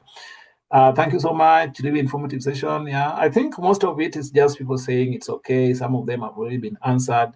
So, Kevin, take us on a break so that when we come back, we now cruise nicely towards research visibility, because I'm charged for that.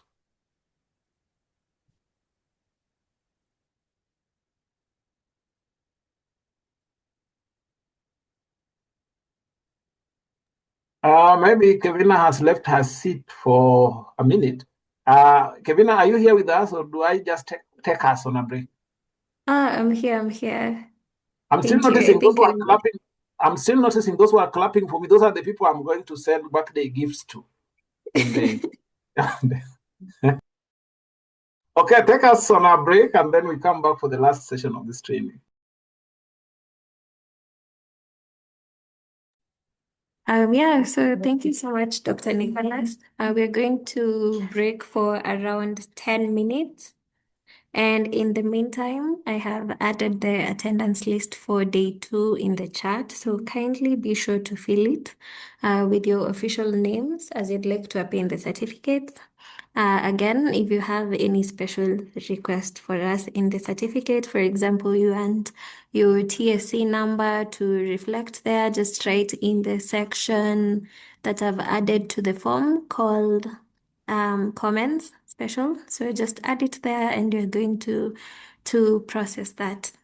Yeah, so we'll resume in, that's going to be around 11:10. Yes, 11:10. Thank you. Don't write your name in the chat, please, because it might get lost. Just write it in the attendance list. Thank you. I can't see the attendance list, please. Okay, I'm just.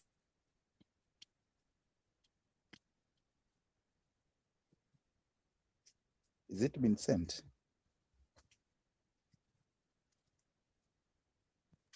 Yeah, it's sent. I'm even registering now. She sent it already.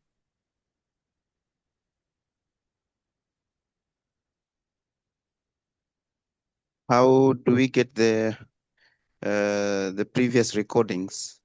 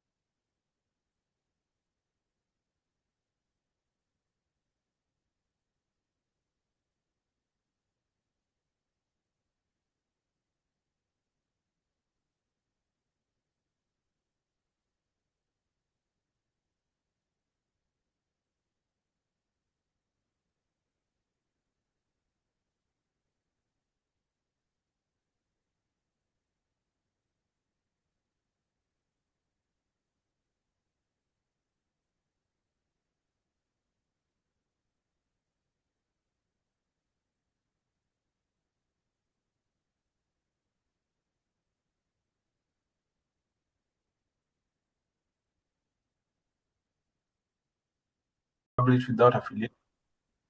You will be asked for affiliation. So, okay. I think I'm happy that even undergraduates are now saying that. I think one of the things that TCC is trying to do so much is to demystify academia. And that's why we even have a TikTok channel. I think a link will be shared. I'm really asking you if you can share these links with other people, like the video, so that we grow. We have 15,000 followers. We want it to get to 100,000. so that we can reach as many people as possible. We want to demystify academia. If I'm seeing an undergraduate student saying that I have learned a lot and I really can't wait to start my postgraduate education, so they have really seen that it should not be that painful to be doing masters or PhD. These are things that are doable. So writing should not be too painful. And I'm very sure when you live here today, you are going to look at academia differently from those who did not attend this meeting, even those who are still in undergraduate like yourself. So mine is also to encourage you that I want you to look at academia beyond, how do you say, beyond beyond your first degree. Just go ahead and do these things, my friend. I didn't know that I would one day be training scholars when I was doing my first degree. You know, we dealt with mostly very old professors who only kept telling us how hard it is to do a PhD, how hard it is to gain a master's. You know, they never encouraged us and told us that it can be easier if you have people holding your hand. So mine also is to just tell you it's doable. The most important thing is to commit. The other thing, just as I get into the second part, is about commitment. When my students graduate with their first degrees, they always tell me, Nicholas, I would want to come back for a master's, but I don't have the money. I always tell them, go and get 2,000 shillings and register for a master's and go and keep that letter at home. There's a student of mine who got an opportunity just because they had registered for a master's. They had never even stepped into class, but they got an opportunity to go for some expedition in which country was this? Was it in Sweden, I think? And out of that expedition, now they have a scholarship. They're going to Malaysia just because they had registered for a master. So commit. Fees will come. You can't have it all figured out at the beginning. When I started doing my PhD, I was not sponsored. I paid the entire PhD money out of my pocket. I'm not employed by anybody. Even right now, I'm still not employed. I'll just do consultancies and also as a trainer. But really, I don't say that I have like somewhere I'm affiliated where I'm a part-time lecturer. In most of these places, I'm still looking for a job. But I committed. I registered for PhD. I started paying the little that I had. And over time, money just came. So commit. If you are through with your master's and you are thinking of starting your PhD and you are like, where will money come from? Go and register for PhD and take that letter and keep it at home. Okay? So keep it at home and you will figure out what to do with it. You have committed. Okay. Now, I want us now to move beyond just the publishing, the writing, all those things. And I want us to get now to, you know, the little bit of an easier part of research. If you have published some work and you are doing a lot of research out there and no one knows what you are writing about, or you are on, there are certain platforms where you are not on, then you are doing a disservice to yourself. So I want to show you the platforms, maybe not all of them, but the ones that have worked for me, where you can make yourself visible to fellow researchers so that people know what you do. Because sometimes people want people to work with. Somebody wants someone to work with in Nigeria. They are doing certain research on fufu, for example, preparation methods and all these things. But they don't know whom to work with because no one is visible about that kind of research in Nigeria. I'm just giving an example.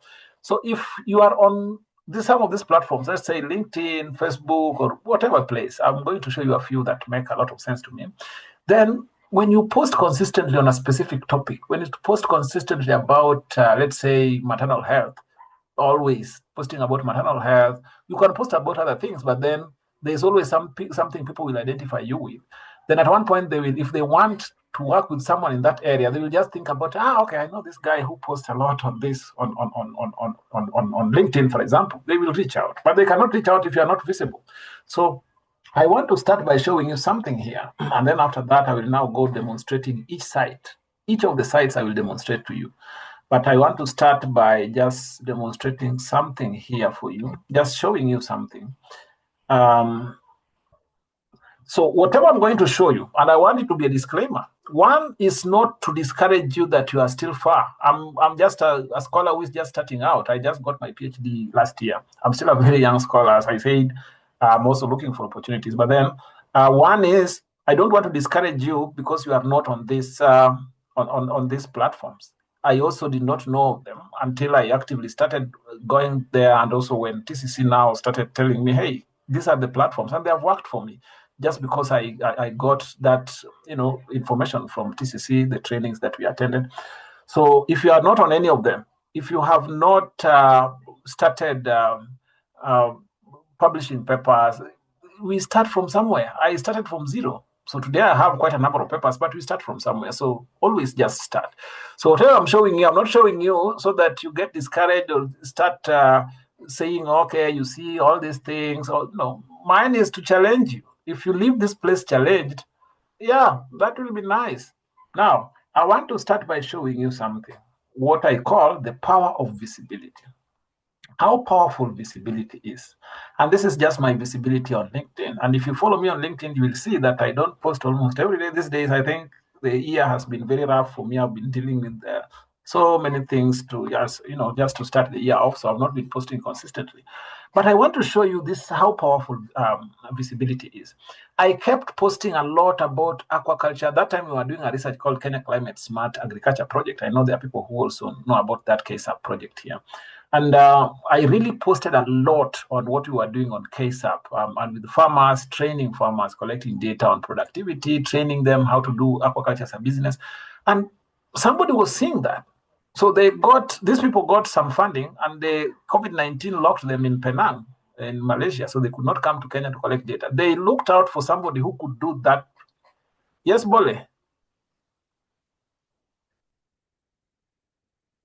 Okay, so they looked out for someone who could help them do that work in Kenya. And then because I had been posting a lot on aquaculture, they gave me that job. I got some money. I will not say how much, but I got some money.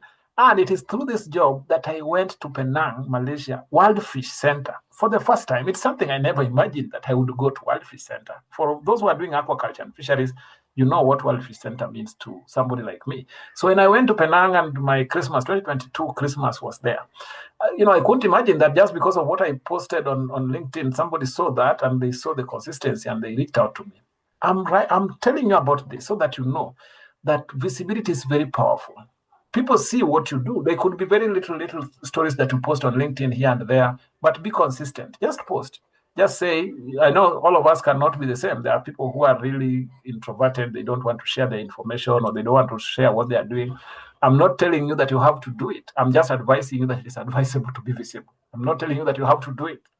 If it cannot work for you, that's not a problem. If it works for you, you can start by posting even once every week. So you say, every week, I will be posting one post every single week without missing. You will see that people will start, commenting and interacting with your post, and then they will start identifying you with specific things. So if you want to be identified with the advocacy for environmental conservation, for example, if you are doing some research, you don't have to put all the information, but filter what is safely, what you can safely post out there. And then always just write stories about it. It might not even be what you are doing. It could be just a general story about African leafy vegetables. You give us some facts about African leafy vegetables, the production, all those things.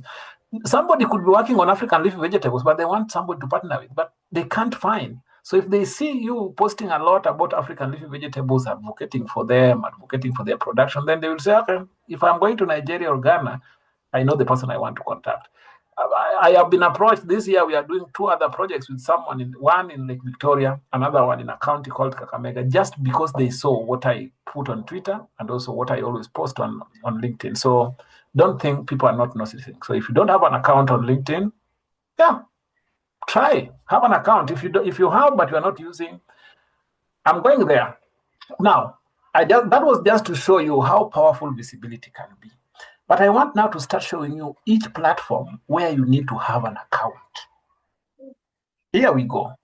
Follow me very closely, because I want to demonstrate each platform so that people will not say, you see, you are too fast. I did not find it. You will find it. You will find it. I'm going to remove this one here. I don't know what is happening. Okay. This one I want to close now. Okay, I'm having a little bit of a problem with my mouse. Let me just go here. Okay, so let me just share another screen. I think I can now share this screen here.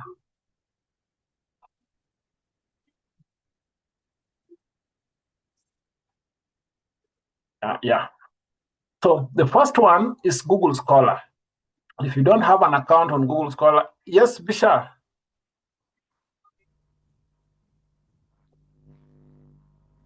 Hello? Bishar? I see your hand is up. Okay, we will proceed. I think maybe he's not. Now, I want us to start with Google Scholar. So if you don't have an account on Google Scholar, I want you to go and create it because it's free. You don't even have to publish anything. You just go and create an account on Google Scholar. This is my Google Scholar account. This is my Google Scholar profile. Why am I showing you this?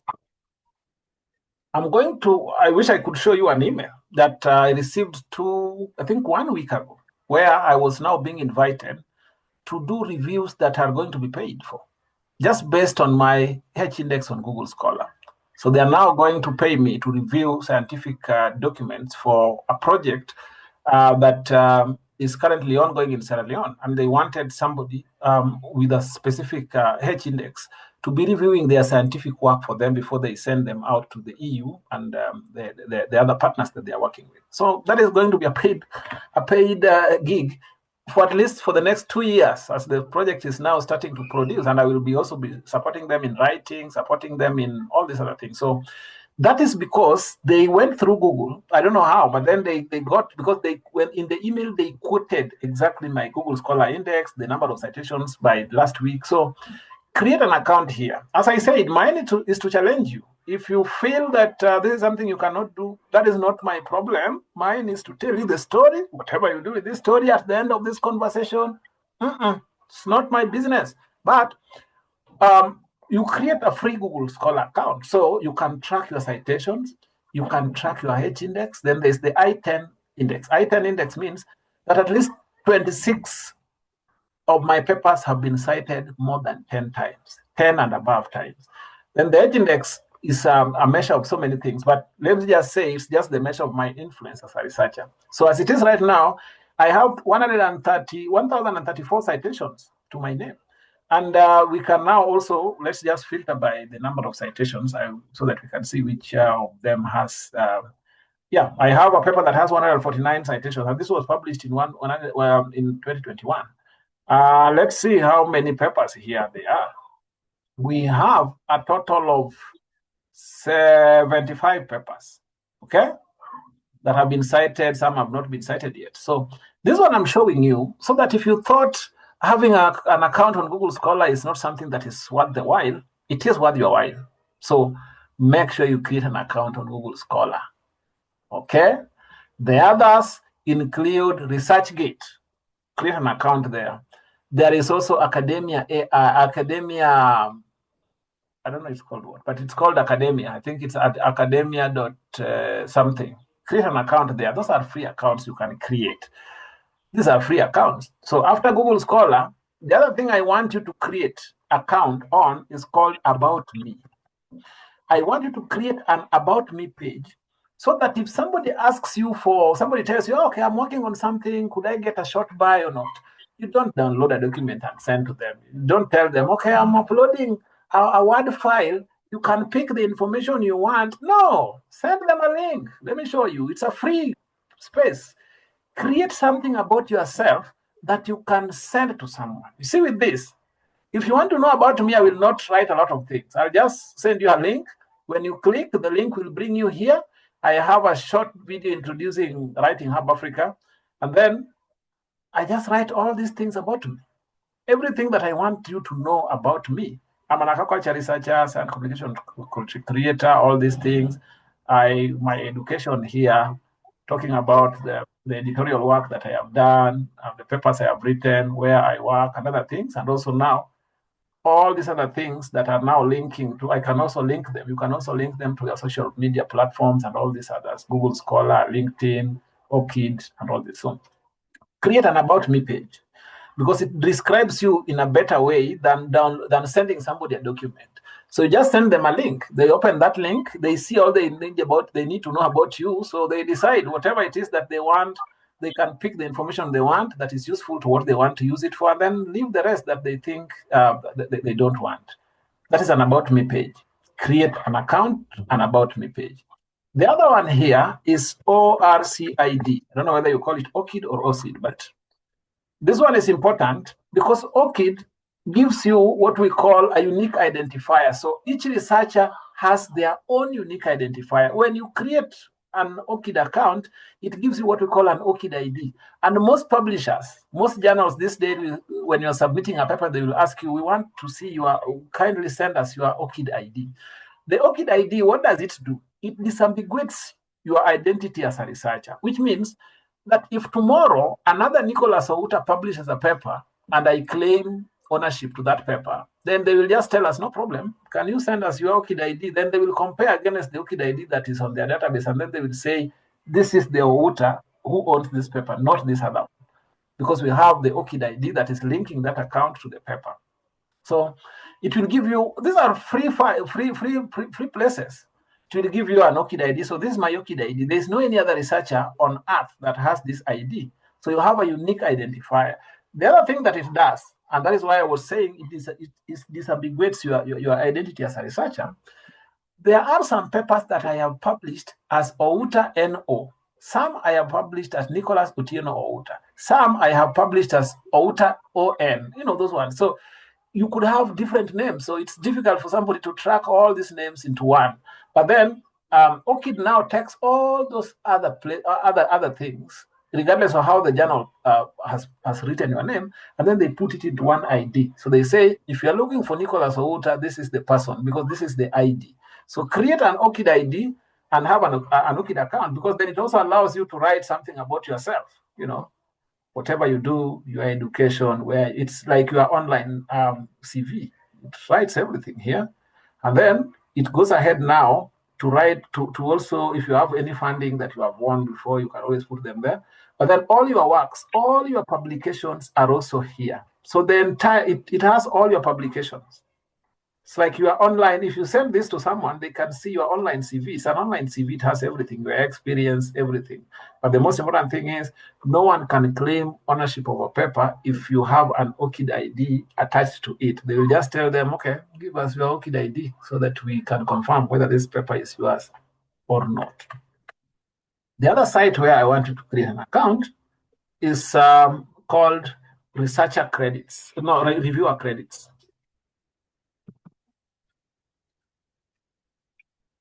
Reviewers credit, this one.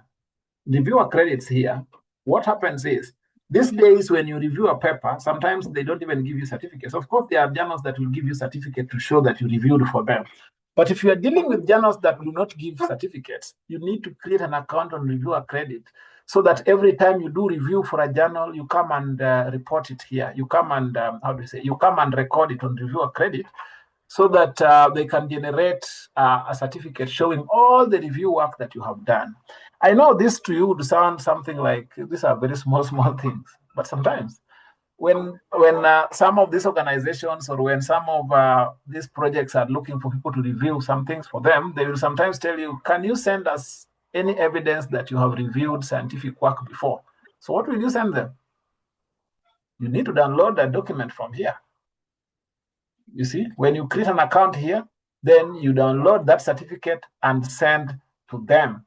Let me show you what the certificate looks like. These are small things, but these are the small things that you are not told in academia. Let me just show you what it looks like. It looks very handsome. Okay, I don't know whether to use, yeah, handsome, yes. It's a very handsome certificate. Let me just share my screen again so that you see how handsome that certificate is. I almost say beautiful certificate. See how handsome that certificate is? So this is the one you download and send them. But there's evidence that I have reviewed 4 papers, 4 articles. This is the evidence that I have reviewed. So every time you register, they will add it here. I've not registered for some time. Reviewing work is now becoming difficult for me. But then I'm asking you to create an account here, because if you're a scholar, I know you are reviewing work for journals. Create an account here. So if the journal gives you a certificate to acknowledge that what you've done for them, also have this one. You can download this and send to anybody who is any doubting Thomas. I don't know why it's called Thomas. Any doubting Nicholas who wants you to prove that you have been indeed reviewing work for journals. So some journals will give you review certificates, but some will not. So that's why I want you to create an account there, so that if they don't give you, you can easily just say, okay, I'm sending you a reviewer certificate just to show that I have been reviewing work, and it also shows the specific kind of work that I have reviewed. That can separate you from other people, especially when the race was tight. I'm looking for something here. If the race was tight, then you just tell them, you see, I have evidence here that I have actually been reviewing work. I'm just going to show you maybe just one. I have several of them, but I'm just going to show you one that was given to me by a journal. There are several from several journals, but I'm just giving you these ones. I'm showing you so that you know that sometimes it's these small things that you ignore that matter when things come. Yeah, so like this one, I have several of these. But this year, I just reviewed one paper, and they gave me a certificate. So this is evidence. If somebody asks me to prove, they say, okay, we want you to help us review some scientific documents from our project, but we want evidence that indeed you are a reviewer. Yeah, these are the things you send, and then you just get some passive kind of income. You are sent a paper, you review in one day, you make some good cash, and just keep quiet about it. Or you mention it during trainings like this one. Okay, you still can keep quiet about it anyway. But if you want to challenge people and inspire them to do more with what they already have, the knowledge they have, then you can share with them. But you don't tell them how much anyway. So that is also another platform where I wanted to create an account. The other platform, we are just finishing. The other platform, because I want to leave a little bit of some time so that we can have, this is the last day, so we need to have a little bit of some time for some plenary and also some feedback. Okay, here. So here, I want you to create an account on LinkedIn. I know some of you have, but are you using it anyway? I just want to show you what I have on LinkedIn. So this is my LinkedIn profile. So also, I can advise on how then you can also structure your profile so that it's easier for people to pick what they want. When people are looking for people to work with, sometimes they don't go through so many things. They will just come here, and even sometimes even employers, if they are potentially looking for people to contact, they sometimes just come there to check, okay, who is this guy? So make sure that that section captures, whatever it is that you want people to see. So here, researcher and consultant in fisheries and aquaculture. I mentor scholars in scientific writing. I don't know whether you will doubt that second one, that I mentor scholars in scientific writing. Most of the photo writing Hub Africa, Data Integration Hub, I'm an academic editors +1, and also a social entrepreneur. So this, if somebody really wants, then of course there is more about you here. So this one is now, this About Me space is the place where you write everything. Okay? You see? Yeah. So here you write more about yourself so that people, and then you also can write how they can access you, all those things. So just make sure that it is something that is easier for people to find, and also a bit more detailed so that people know if they want to interact with you, they know to what extent they can interact with you. There is something I want to show here. So you can decide to post even at the beginning. If you have not been posting much at the beginning, just say I want to try and be posting once every month, every week, for example, without fail. So it does not have to really does. Somebody will be asking, where am I going to get stories from? There are a lot of stories in your field of research. Just talk about anything. If it's about infant nutrition, just create a nice story and just post it there. People will start noticing that you are talking about infant nutrition, and they will engage you if there is anything about infant nutrition, because maybe no one else is talking about infant nutrition. So I just want to show you a few things here. Yeah,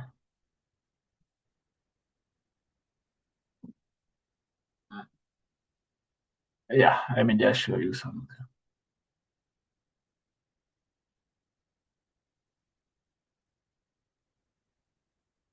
Yeah, so these ones I just reposted. Some of this I reposted. Yeah, these ones are just things I'm posting about my thesis. When I got my thesis, the final bound copy, I was talking about a documentary that was talking about sex for gold, and I was trying to relate it to sex for fish. I was talking about here about psychology of biomedicine and economics that is talking about reproducibility crisis. So you write what you think is interesting so that people can follow up and just see whatever it is that you have. So here was about experiment when you were inducing certain fish and trying to strip it, all these things. I'm not showing you what exactly to post because we are from different fields. We process things differently. I know there are people who might even be better at posting some of these things, but don't post very long stories and make use of white spaces. That is very important in LinkedIn, for example. So if you have a long text, break them into shorter, and then leave certain white spaces in between the paragraphs. If you break your paragraphs into smaller chunks, then people find it easier to read than if they look through your post and see a very big block of text. They will just get tired. So that's also a tip that I have, I have given you. That is an in-house tip, but no one is even clapping. Anyway, now, is there any other platform where I want to? So that was LinkedIn. You see, that was LinkedIn. Reviewer credit. Let me just follow through so that I'm sure. ResearchGate. I've talked about ResearchGate, so you need to create an account there. Talked about these others are not very. Reviewer credit, ORCID, academia.edu, social media. I've talked about me page. Basically, those are the things I wanted you to. Those are the places I want you to have an account on. Now, that marks the end of my presentation, and that marks the end of my presentation for the 2 days. Now, this is the plenary. I decided to save a little bit of some time because I know people will be asking some questions. We need time to clap for me as well. And because, it makes me feel nice. If I'll read first through the comments. One best I ever attended as a researcher. Thank you. That's nice. We send the attendance list. So that one will be addressed. Can one do academic writing as discussed herein, even if they are not affiliated to any institution? And if yes, are there links to be a researcher? Affiliation is important. When you are publishing a paper, the journal will, even the journal platform itself, when you are submitting, expects that you put affiliation. So you must be affiliated to someone. As an undergraduate, I've learned so much. I think part of it I have read already. Those the good work, where's the WhatsApp community link? Thanks for a lot for your training and the Mendeley is successfully installed, and thank you. Yeah, someone has worked on Mendeley is working. And I'm able to register. Do you create an ORCID? Thanks. How do you create an ORCID account? ORCID account, you just go and Google the word ORCID, and then it will direct you on how to create. It's just a free account, so it will create very easily. It does not have a lot of issues. If you are reviewed before, I had not registered. When you register now, will it be backdated already? Yes, they can backdate for you. Just go and register there. I wish I had taken the age 15 when I was still publishing and teaching at the university, but thank you very much. I will help me in the course of pursuing now in house reading. Yes, it's never too late. The entire information is editable. I don't know what that means. My Google Scholar needs an institutional email for setup. Mine I created without an institutional email, and it worked. So when you want to set up what we call homepage, that is when it will ask you for institutional. But then those ones you can set out later. Challenges to practice what we learned. Asante sana, very informative. Yes. So can I come review training, physical or virtual? How much do you charge? I think if you want any specific kind of, because sometimes there are some assistance that you cannot get in a training like this, because maybe it is something that's touching exactly on the research you are doing. So you also don't want to come and discuss your research work here. You never know who is listening. Of course, I'm listening. So you can write an email to TCC Africa and just narrate to them the kind of help you need. And there are so many of us there from different fields. So they will link you up to the best, the best mentor. But most of the time, they will ask you to, because then the mentor has to sit down and train you and teach you. They're using internet, or if it is physical. So you will have to agree with the mentor on how this works. But TCC is going to monitor the mentorship program until then. You will also have to be reporting to TCC every time you have a meeting. You will have to tell them we met, this is what we talked about, this is how I feel, whether I'm getting help or not. So TCC will be tracking the entire process until that is done. Can I write an inspiration or what? Can you both? Yes, I have both Zotero and LinkedIn and Mendeley linked to my work. They don't interfere. Each of them just works independently and they are working just fine. So if there is any question or any feedback, this is the time. This one I have to read. Thanks for the informative. Why is this scrolling up? Thanks for the informative. Cannot wait to.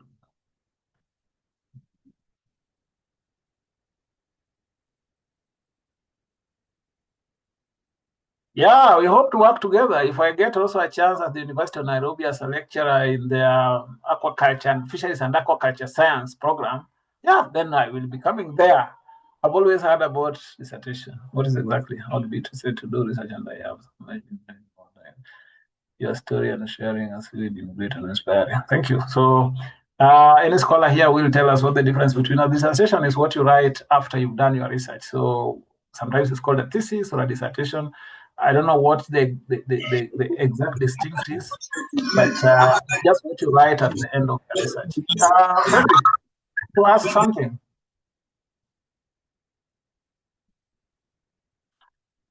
Okay, so I guess we can end here. Sometimes when people consume a lot of new information, I think they need to go back and start thinking through and trying all this, and then when questions come up, they can always send emails to TCC Africa, and you can always send emails to TCC because you are also going to join our WhatsApp communities. You can also just ask questions in those WhatsApp communities. You can also be attending our live TikTok sessions. We will start them from this week, Thursday and Sundays, from 2 p.m. From not 2, but 8 p.m. in the night. And then, yeah, so from there also you can gain a few things, but there are a lot of videos on that platform, on that TikTok channel already. So I want you to go and watch them, share, like, throw them into your WhatsApp groups, like even the undergraduates. Tell them, instead of watching so many things on TikTok, one of what you can watch is The Simple Academic. We have a very nice TikTok channel called The Simple Academic on TikTok. We record videos there. There are several videos that are talking about scientific writing and communication. So go and check it out. I know it will be worth your while. Even as you watch people dancing to Ohangala tunes, you still can also be, watching all this. Thank you again for information. My LinkedIn account has been restricted for 2 months after I reported a specialism. I submitted the verification code. Yeah, this happens. Somebody tried also to hack into mine around a year ago, and I did a lot of things. I had to send them my ID, so many things. Since I need... I would advise to continue waiting or escalate further. Yeah, but if it depends. I have over 5,000 connections on LinkedIn, so that's why I was fighting very hard for that, because then starting afresh is very difficult. So depending on how valuable that account is, if you just started out and you don't have so many connections yet, then you can just create another account and start following people. I am about to defend my research project. I am about to defend my research project, and it is like I'm differing with my supervisor. So I want an independent opinion. How can I be assisted kindly? I think it depends on why you are differing. You don't have to explain it here. It could be something personal.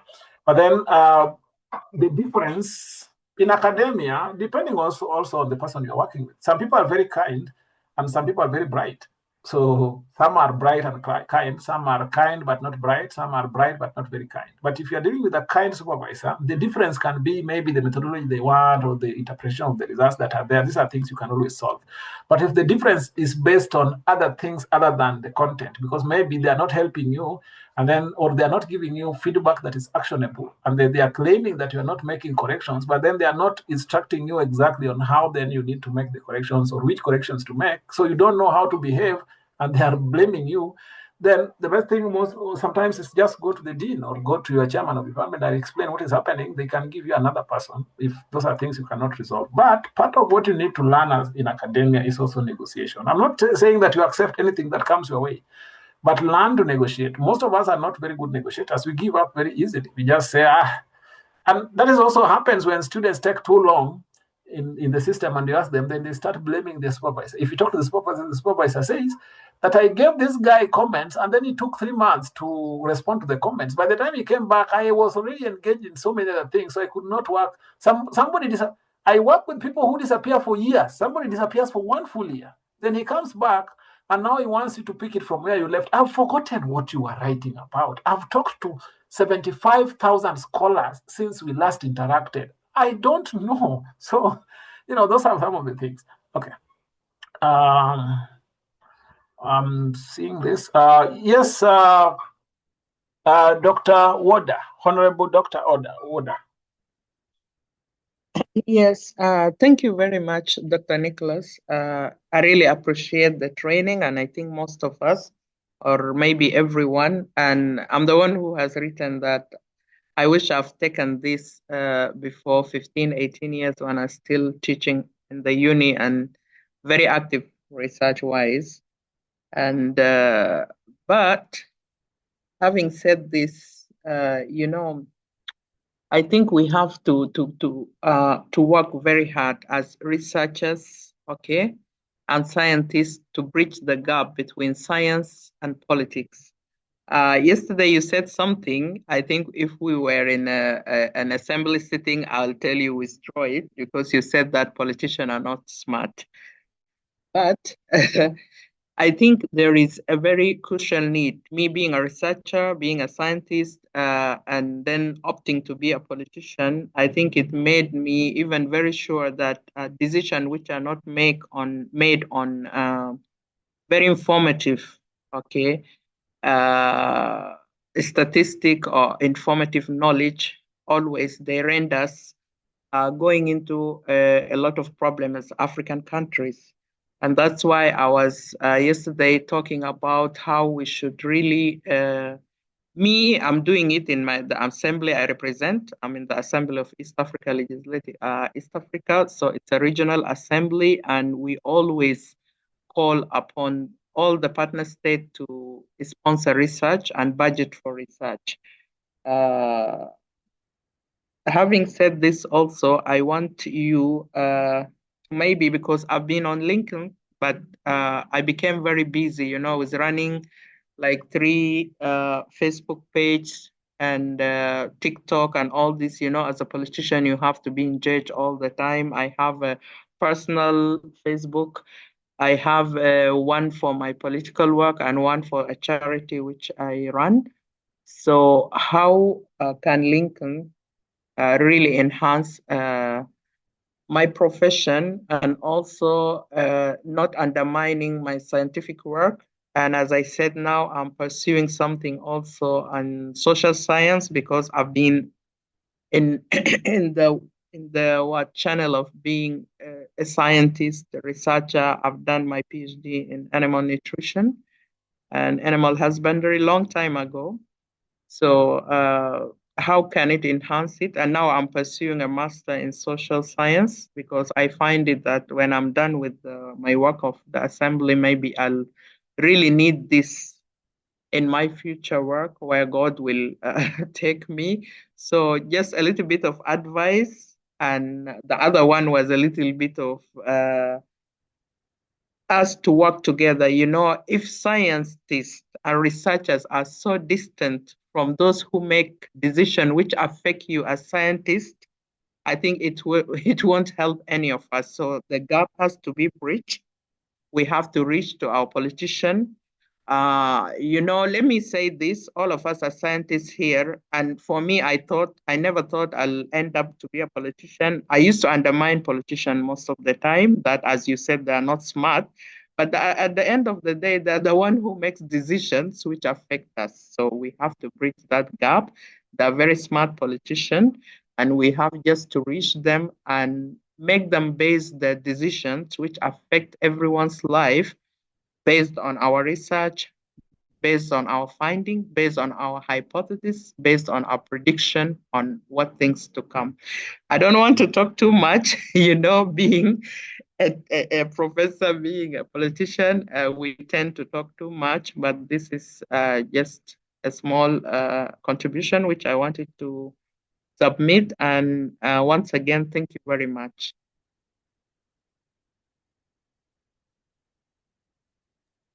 Okay, thank you so much, Dr. Wada. I think one is to start with a disclaimer. As I said, sometimes I will just deny that I was I will use the words that you use. That this was how do you say? This was taken out of context. I was misinterpreted. You see what these people say. Sometimes they say things, and then when they are held to account, when they are told you said this, then they say, no, you took it out of context, or I was misquoted by the media. That money has been poured to tarnish my otherwise very good reputation.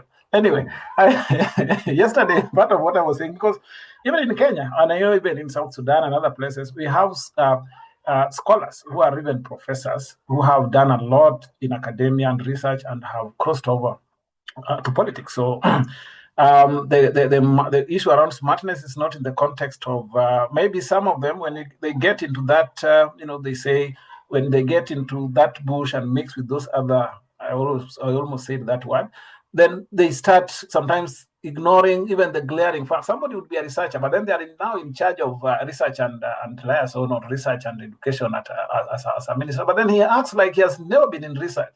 You try to convince them why it is important. You look at them and this is something I should not even be telling you, Professor. You know how our education system should work. Why are you even telling me that I need to convince you that we need 3 million shillings to do research on drought-resistant maize? And then they will give you reasons that you ask yourself, is this the real professor that I know, or something happened to this guy? So sometimes they want to act that way because then there are certain narratives they want to push. But the truth is, we have to bridge that gap. And one of the ways we can bridge that gap is seeing, because scientists also sometimes we communicate to ourselves. So I do a very good paper, very good research, then publish it on Elsevier and it stays there. So how will a politician who sits in parliament and spends a lot of time talking to people or just debating in parliament, they don't have time to go on Elsevier, even if they are researchers, even if they were researchers in their previous lives, they don't have that time. They want us to break down and say, okay, we did research on drought-resistant maize. This is where it does well. This is the kind of support the people can do, and this is the impact it would have if you put money and effort into it or policies around it. That is how then that is when now science will make sense to non-scientists, including politicians and also other people in places of influence, because they are the ones who control the money, and research depends on money. So I think one is the way we need to get platforms where we interact, and I think I'm happy that Dr. Wada is here, because this is part of trying to start telling them that when you hear that there's a bit of some training somewhere, just go and listen in, you see, so that you know what these people are thinking about. Because I know when you go now, I know you have always been thinking different, but then you will be like, okay, yeah, so there's quite a bit that people can leverage on. So even as you interact in parliament, and because I know you deal with so many people come to you with different things. Some of them know you are a PhD holder. So the people will reach out to you and tell you, okay, I want you to guide me on how to do this, but then you are going to the assembly tomorrow morning. So then you can point them in the right direction and say, if you want that kind of thing, these days I don't have time for those things. Why don't you go to TCC Africa, for example, and then you will get, so they want to start having, so one is inviting them over, but by people who are already converted. Already I'm preaching to the converted, but you can try to convert more people so that they start seeing research differently. But the most important thing is scientists must also come down and start talking to the language that people understand. If we want to write and publish for science alone, then we are just going to communicate among ourselves. So scientists in nutrition are just communicating among themselves. The people in fisheries are communicating among themselves. The people in physics are communicating among themselves. So science has to be multidisciplinary, and also we have also to start communicating in a way that makes a lot of sense. You've talked about LinkedIn, and you're asking how then can it enhance your visibility? One, of course, professionally in whatever you do, and also you're also going into academics because you realized, hey, beyond what I'm doing, let's say when I'm done with politics, I want to come back down and try to see some things that can really touch on the community at the level that helps them, but I need knowledge. That's why you've decided now to do another master's on the other side.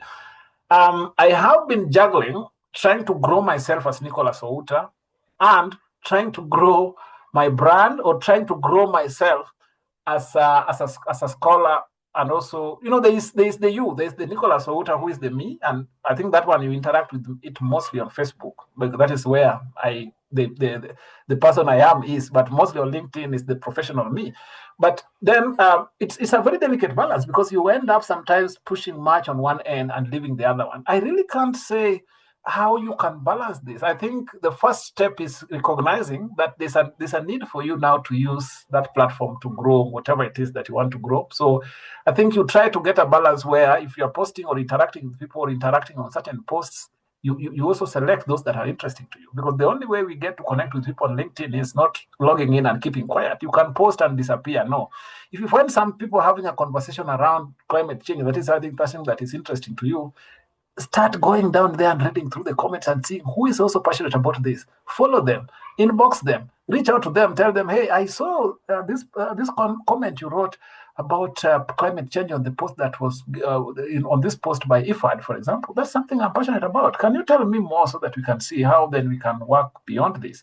So that is how you also can. That is one way that I leverage a lot on LinkedIn. I just go through the comment section of something that is very interesting to me, and I read through comments and see how people are talking. And then when I see someone has a train of thought that looks like mine and it can go in the same direction, I try to hit them, and then from there we can now go beyond that, and that's how then I end up spreading my wings on the different angles through which I want to grow. Yes, Collins, your hand has been up for long. I know it is tired. Collins Okenye. Thank you, Nicholas, for what you do in Africa. In fact, I must commend you for your encouragement and mentorship. So mine is still on the LinkedIn. If you have done some works in the past, maybe you did some kind of community outreach, sensitization, or some kind of interventions in the community, maybe sometime last year, 2 years, and maybe now you're encouraging us to be active in LinkedIn. Will it be wise for us to start talking about it, though this activity has been 2 years or 1 year? Will it be advisable for us to bring the story in on LinkedIn? Will it make any sense, or will it make any impact? So I need you to advise on this. Makes a lot of sense. If you go through my profile right now, you will find that I shared a research work and a paper that we published in 2015. So, and that generated a lot of conversation. I said in 2015, I remember in 2015, we did this, and these were the results. So, it's a story that happened, but then you fail to document it. You can document it now so that people know that even if you're not doing it now, you have a prior engagement or a prior experience doing such kind of work. So it's good to bring them up. There's no problem.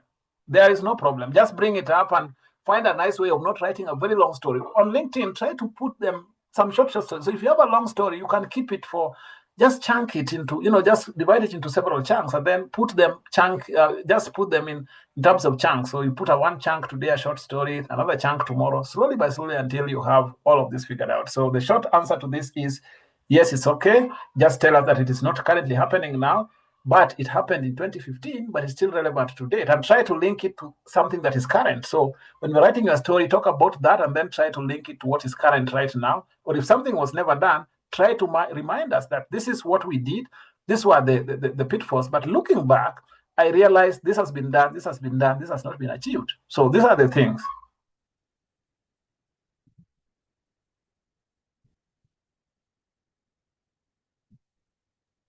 I hope that answered your question.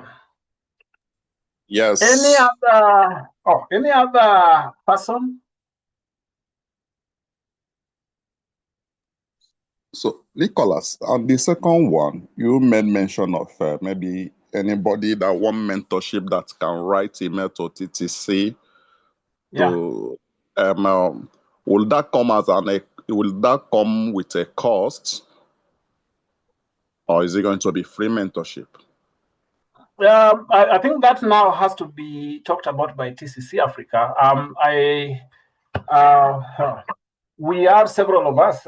So what happens is it depends on also what you want. Somebody would just want something to be explained in 3 minutes, something that can even be explained on WhatsApp. So we will not tell you that you have to pay us to explain how to fix something on Mendeley that can be done in 2 or even 10 minutes. But then if you want somebody to sit and walk the journey with you, then obviously you have to pay. That I don't want to lie to you. But then TCC will guide on how then this goes, because TCC, even if they're going to link you to a mentor, they will track this mentorship journey until the end. So every time you have a meeting, you must write an email to TCC, tell them what you trained about and what you think you are getting. If there's no help you are getting, then they can always request and change the mentor for you. So the most important thing is write to TCC, explain the kind of help you need, and then they will link you up to the right mentor, and then you will talk to that mentor. Because we know mostly we are dealing with students, so we don't expect them to have the billions of money. But then also it's difficult for me to sit down and walk somebody through a journey of 4 or 5 months, or even sometimes 8 months for free every day.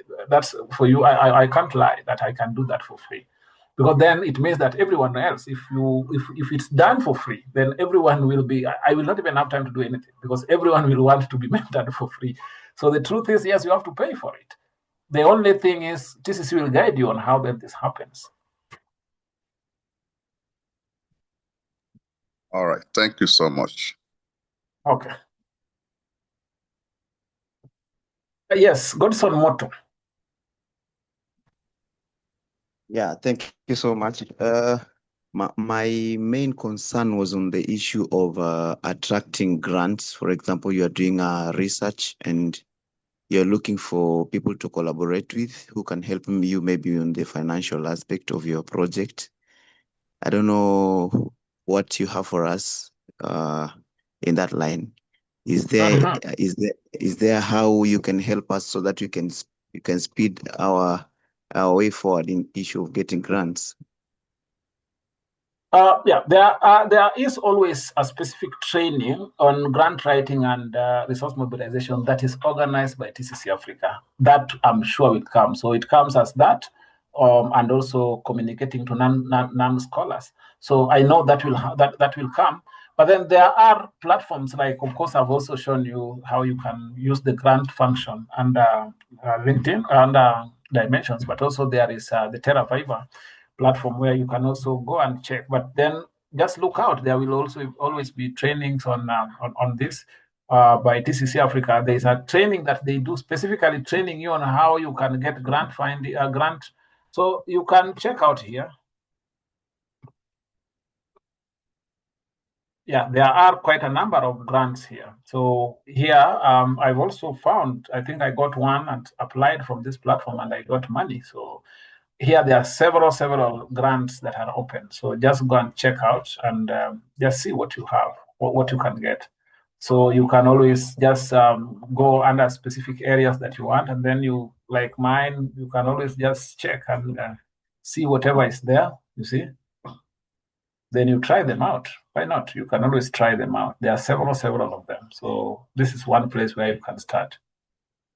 Thank you so yes, much. Rosabel. Hi, Nicholas. Thank you for that informative session. Yes. My question was on, sometimes you can do a research, like recently I've just completed my master's, and then you identify a gap, like the recommendations and all that. How do you build on it to maybe a PhD thesis or? Yeah, I think that's a good one. As I said, I also would want someone, I'll answer it. I'll give you my opinion, but I also want someone else to also throw in something. People have not spoken for some time. Anybody wants to give their idea? She says she did a master's, then she identified certain areas that would really warrant further research. How can she build on that, maybe now to do a PhD in that area? Who would want to throw in something, an opinion? Because these are just opinions. Even whatever I'm going to give is just an opinion. It could be right, it could be wrong, but an opinion is an opinion anyway.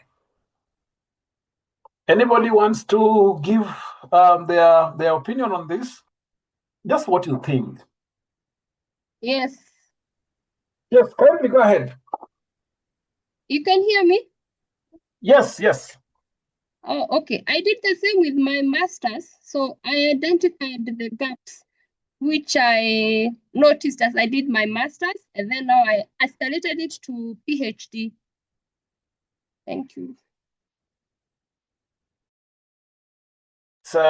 Because she wants the strategies. How then can you escalate this? How did you do it? Because that will be really helpful, just based on your experience.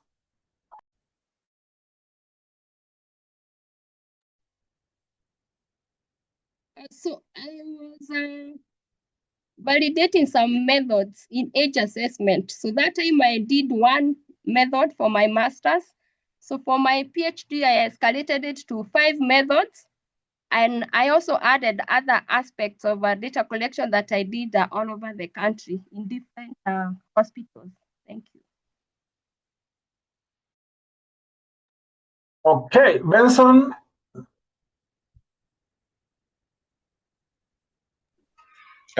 Thank you, Doc, and thank you, fellow participants. I just didn't get the name of the person who asked the question, but I will answer. I will give my thoughts on it. I do supervise research at graduate level, master's, PhD, and even undergraduate supervision. The experience I had, and also drawing from my own experience as a student some years back, was that sometimes fatigue might set in because, or sometimes it might be questioned that you are trying to replicate or duplicate what you did at master's with just a few changes here. So the best way to avoid fatigue is also to give it a thought over some time. Give yourself adequate time between the masters. I don't know how long ago you finished. Wait for some time as you try to practice what you have gained, the knowledge and experience you have, putting it into practice, connecting with the industry, connecting with academia, and so on.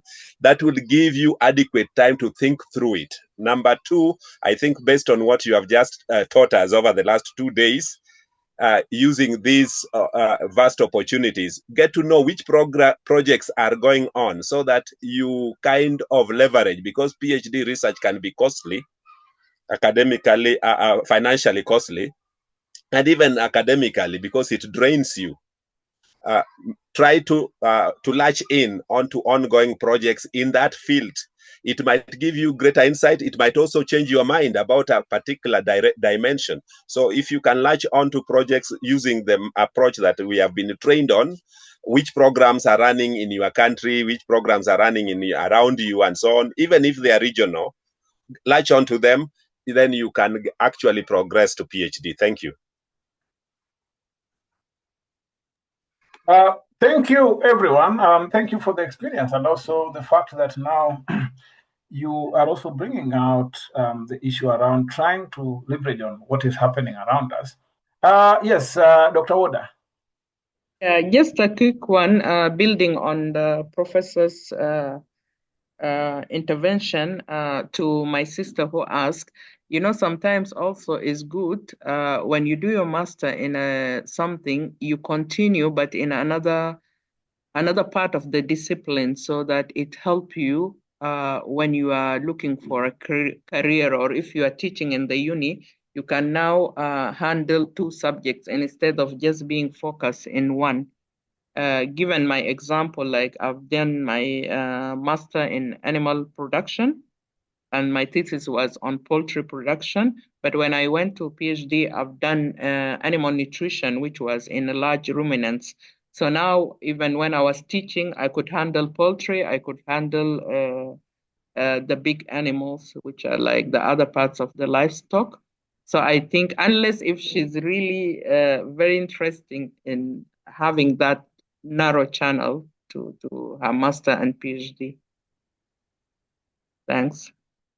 Yeah, thank you. I think, yes, that is also very valuable, because then sometimes you end up, when you do research, your master's research in a specific area, and then you stick on to that, then now it becomes difficult, because people will just say that you are just you are afraid of, venturing into new horizons. I did my master's in fisheries science, so I just went ahead I just collected data from the aspects of fish that was in the lake. But then for my PhD, I decided, because now I wanted to do fisheries and aquaculture, so I decided to do research in aquaculture, so that if I'm at the university, for example, if I'm looking for people to work with, if they are doing something on fisheries, then I tell them, okay, I have experience working with fish in the wild. And if they're doing aquaculture, then I tell them, okay, I also have experience working with fish under aquaculture systems. So I think that's also a good thing. It at least widens the chances that you can get something on the side, even jobs. You can now say, okay, if I see something they are throwing on this end, yes. If they see on the other side, yes. But also, as already Benson also insinuated, we also don't want to appear like we just want to keep doing what we did. They will tell you, but you did this. Then you tell them, no, but this aspect I didn't do. Then they will also ask you, whatever gap you are seeing, can it sustain a PhD? Because that is also the question. There could be a gap that can be filled by some research that can just be done out of some experiment in the lab, for example, some 1 week data collection, and that information is already collected. So think about this gap, whether it is possible that this gap, if I write a proposal on it, is it possible to sustain a whole PhD program? I think we have talked quite a bit. I don't want us to extend this too much. We've also sat for quite some time. I will hand it over back to Kevina to close this for us. And also, if you have any final feedback, you can just put in the chat. But then also, there is a feedback form that you can fill in. But then, Kevina, I hand this back over to you.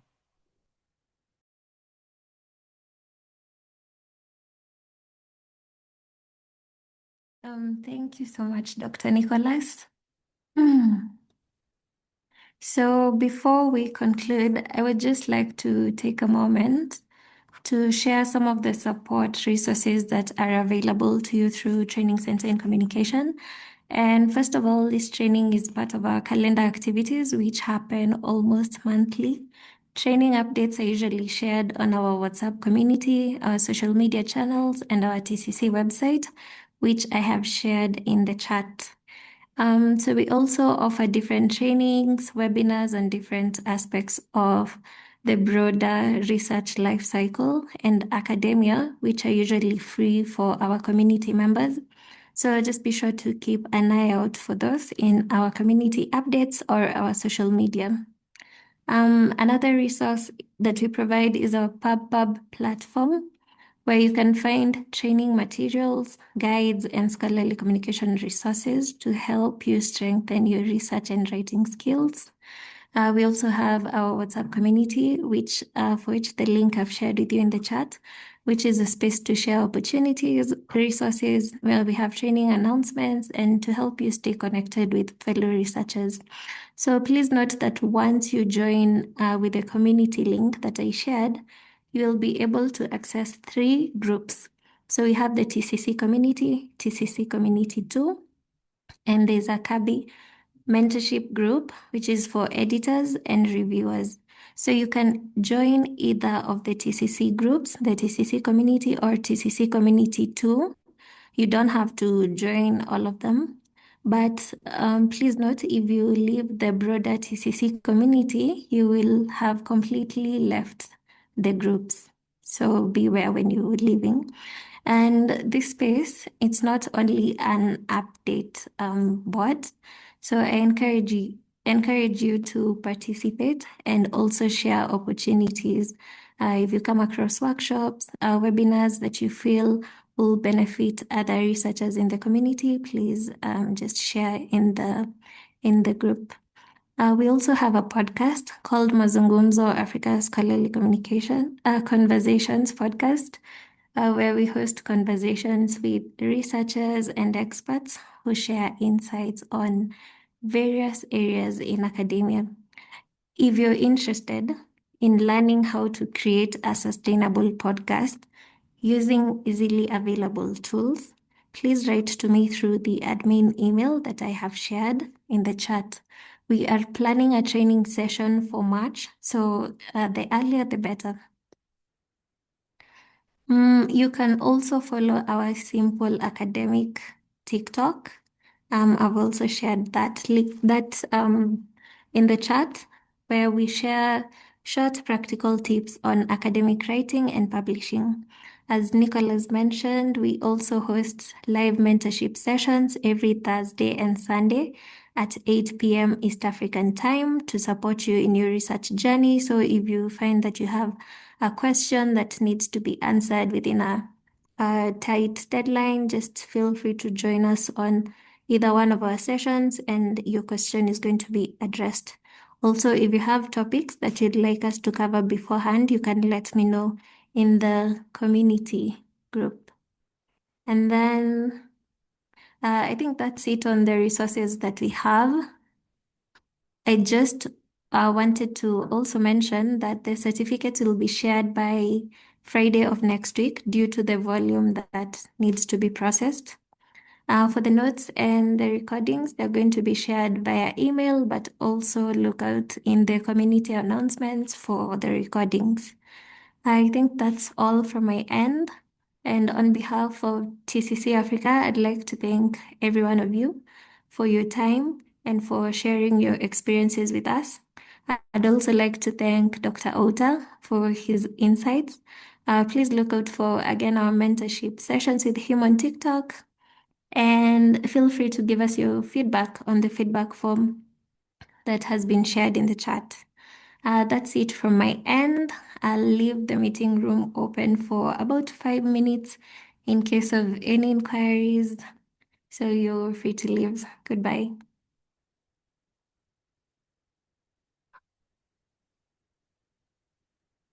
Goodbye. Thanks. Goodbye. Thank you.